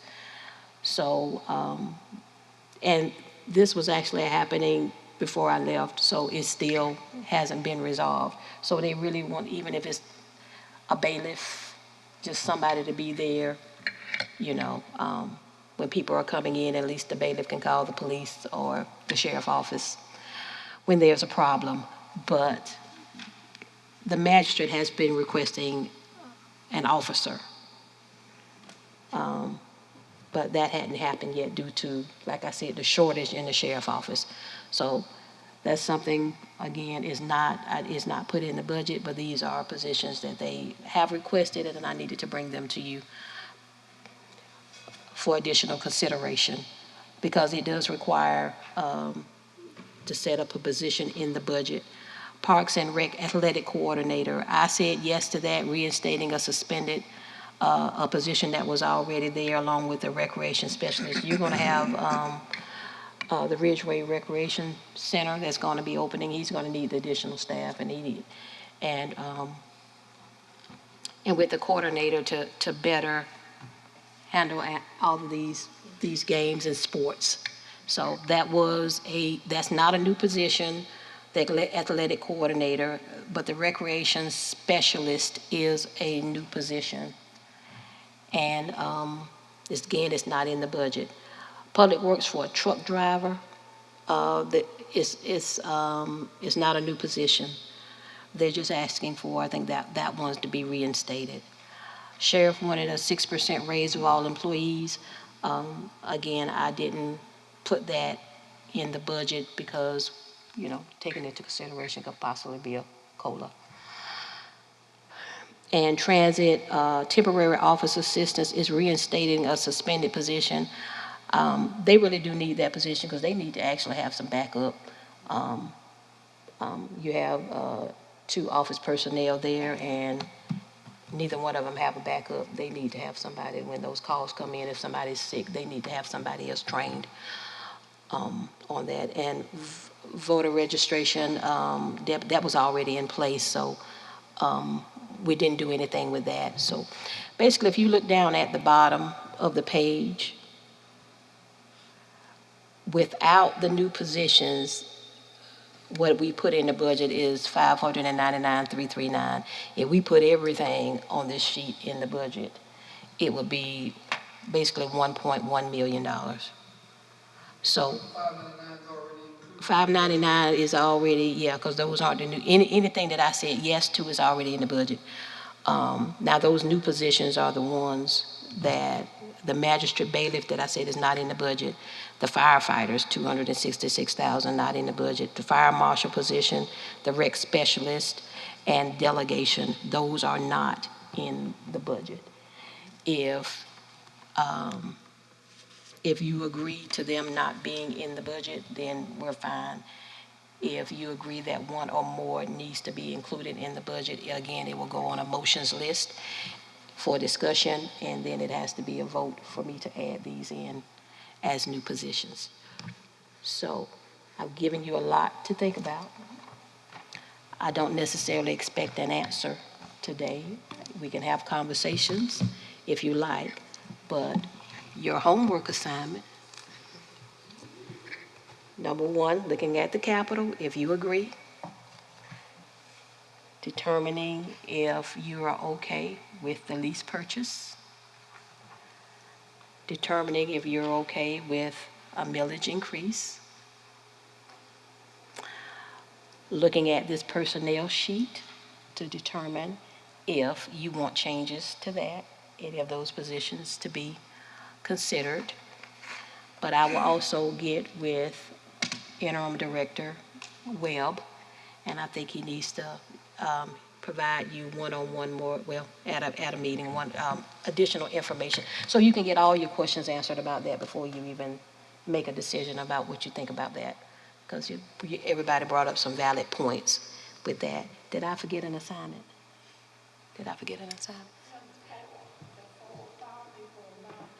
They're not in this budget. They're not here. Down to the bottom of your sheet. That's not in the budget. These are all new positions. Right here are all the new positions. None of those are included in this budget. Oh, also, thank you, Beverly. Your next assignment is agencies. Your agencies. I did cut them 10% because last year is my understanding that all the departments got cut 10%. Some of them got cut a little bit more. I don't know why the agencies were exempted from that 10% cut. So Basically because of the COVID and the fact that, a lot of the work that they were doing became a lot more difficult during that time. Okay. And you have a sheet already in your book. It says agency allocations, and right behind that, what I did though, however, we ran this so you can see what was approved in 21, 22, and 23, and what they requested and what I'm requesting. So that way, I gave you a history so you can see what they've been getting. Now, in all honesty, one of them I made a mistake on, so you're gonna see something that says 2%. My fingers didn't hit the calculator right, but I'll change that, make sure that's 10%. And you will see that. And I had a little difficulty, I think, with the solicitor and the public defender because it's legal and they are, could possibly lose attorneys and they're hard to come by. I did not cut them, but I did not increase them as well, even though they were asking for a large increase. I want you to consider that too, to decide what you want to do with that. Also taking that into consideration on this allocations, there were 3 entities that came and they've requested monies.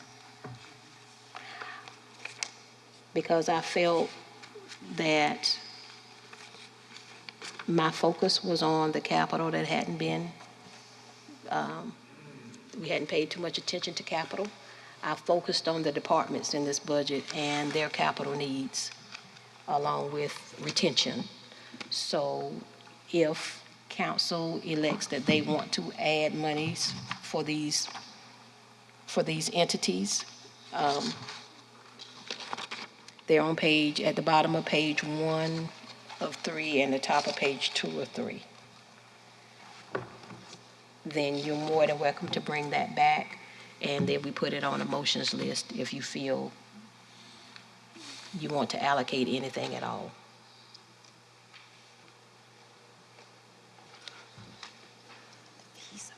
The fees are not. Okay. And included in here on one of the pages is fee increases that departments have asked for. Normally, we don't spend a lot of time on that. They just ask for, like, some of their fees that they charge for their services to be adjusted. And that's in here as well. Council always approves those. I just have some questions. Is it appropriate at this time to just ask questions? Yes, ma'am, they're going to get you those 2 rounds.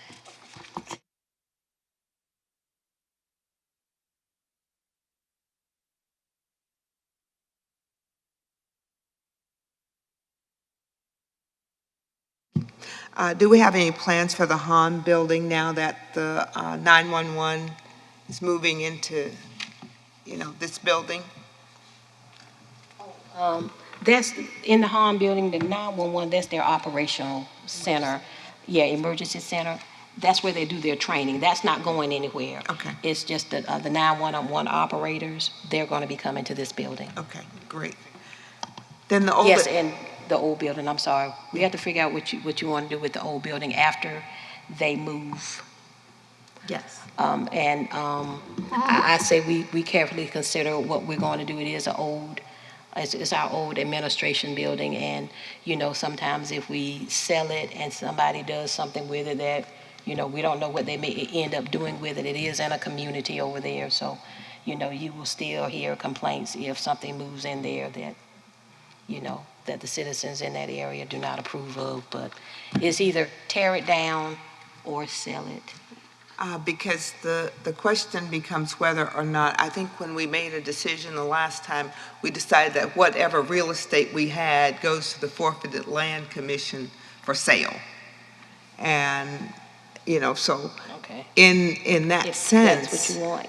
Then basically, I think we'll have to decide whether or not that old administration building goes to Forfeited Land Commission for sale. Yes, or if you tear it, it's up to you. Yeah, because the other question was whether or not that old building is encumbered in any way.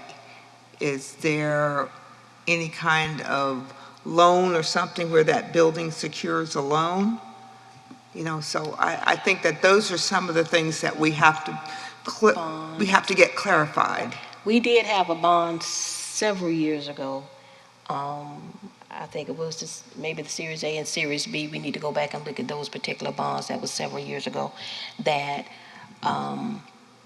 just like with the courthouse, until we had paid the bond monies back, they still, basically, I would say, let's have a lien on it. So we would have to check about the admin building in one of our bond documents to see. I think it may have been. Oh, I think the admin building. I think it in there with was. the courthouse. So it'll be on one of our schedules. Yeah. So I think once we get that clarified. Yeah. And just tell me where to find that, the stabilization grant person that we talked about, hiring, that engineer or whatever, we talked about hiring with that grant money. Because I think that, in essence, they're going to come back at us at some particular point in time and kind of say, what did we do with that? Because essentially, stabilization money was to kind of increase the population. So we were looking at ways to do that. And at that particular point in time, I think we were looking more at the fact that we were trying to increase housing opportunities in the county. And with that, I think we needed even more now with Scout coming in so that we can get kind of ahead of the curve. And we'll verify with that because I don't know if that position number was created after the rural stabilization was allocated. So we'll double check and make sure that position number was created so we can get that position filled. But just to give you a quick update, we have contracted with a firm to assist with the land development update, the zoning ordinance. We're working with them. I have a virtual meeting with them next week. And we've also just sent out the letters for a housing study as well. So that money is being utilized in those areas that council approved.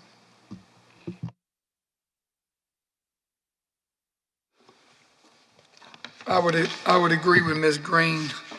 I don't think it needs to be a rush judgment, but I think it needs to be a decision that council makes pretty soon once we find out about the old administration building. I would not want it to sit there and deteriorate and ruin that community. So, as soon as we can make a decision on it and move on it, that would be great. And I would say, we received a lot of information concerning this budget, and I'm pretty sure we will, but I would just urge all of council to look at this budget and do what's best for Fairfield County going forward. If there's cuts that can be made, make those cuts, but we still have to provide services to the citizens of Fairfield County. That's what we were elected to do. And so whatever is best for Fairfield County, and I would say that's what we need to do.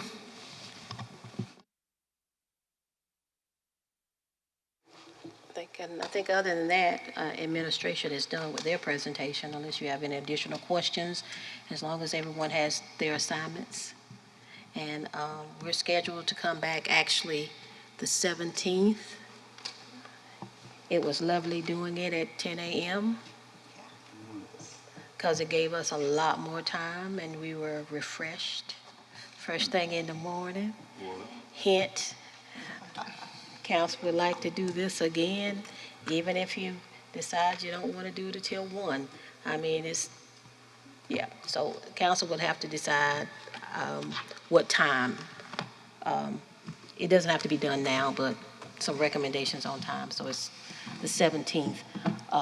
And really, when we come back on the 17th, I would really just like to have, not a vote, of course, your thought process and what you would like to see in the budget that wasn't presented in the budget, if something you want taken out of the budget, just like the assignments that we talked about, because at the next May 17th, I would like to start a motions list based on what everybody says, but you can't vote on that list until a council meeting. Then when you vote on it at council meeting, and if it's approved, we go back, and then we have to make all the necessary changes in the budget so we can update the numbers and update our spreadsheets. So it's important that we come back with some definitive suggestions at the next meeting. And I don't think it should take this long next time, but also I would, since fire is kind of a hot topic, I would like to have Jamie here so you can ask those additional questions of him directly rather than through me. On the 17th, I'm sorry, go ahead. No. On the 17th, can we start at 1? Why not? Some of us got Yeah, some people are working, so, you know, and I guess that was my next comment. In deference to those people who couldn't be with us today, would you send out that assignment list? Yes. So that, you know, everyone has that? Yes, I will.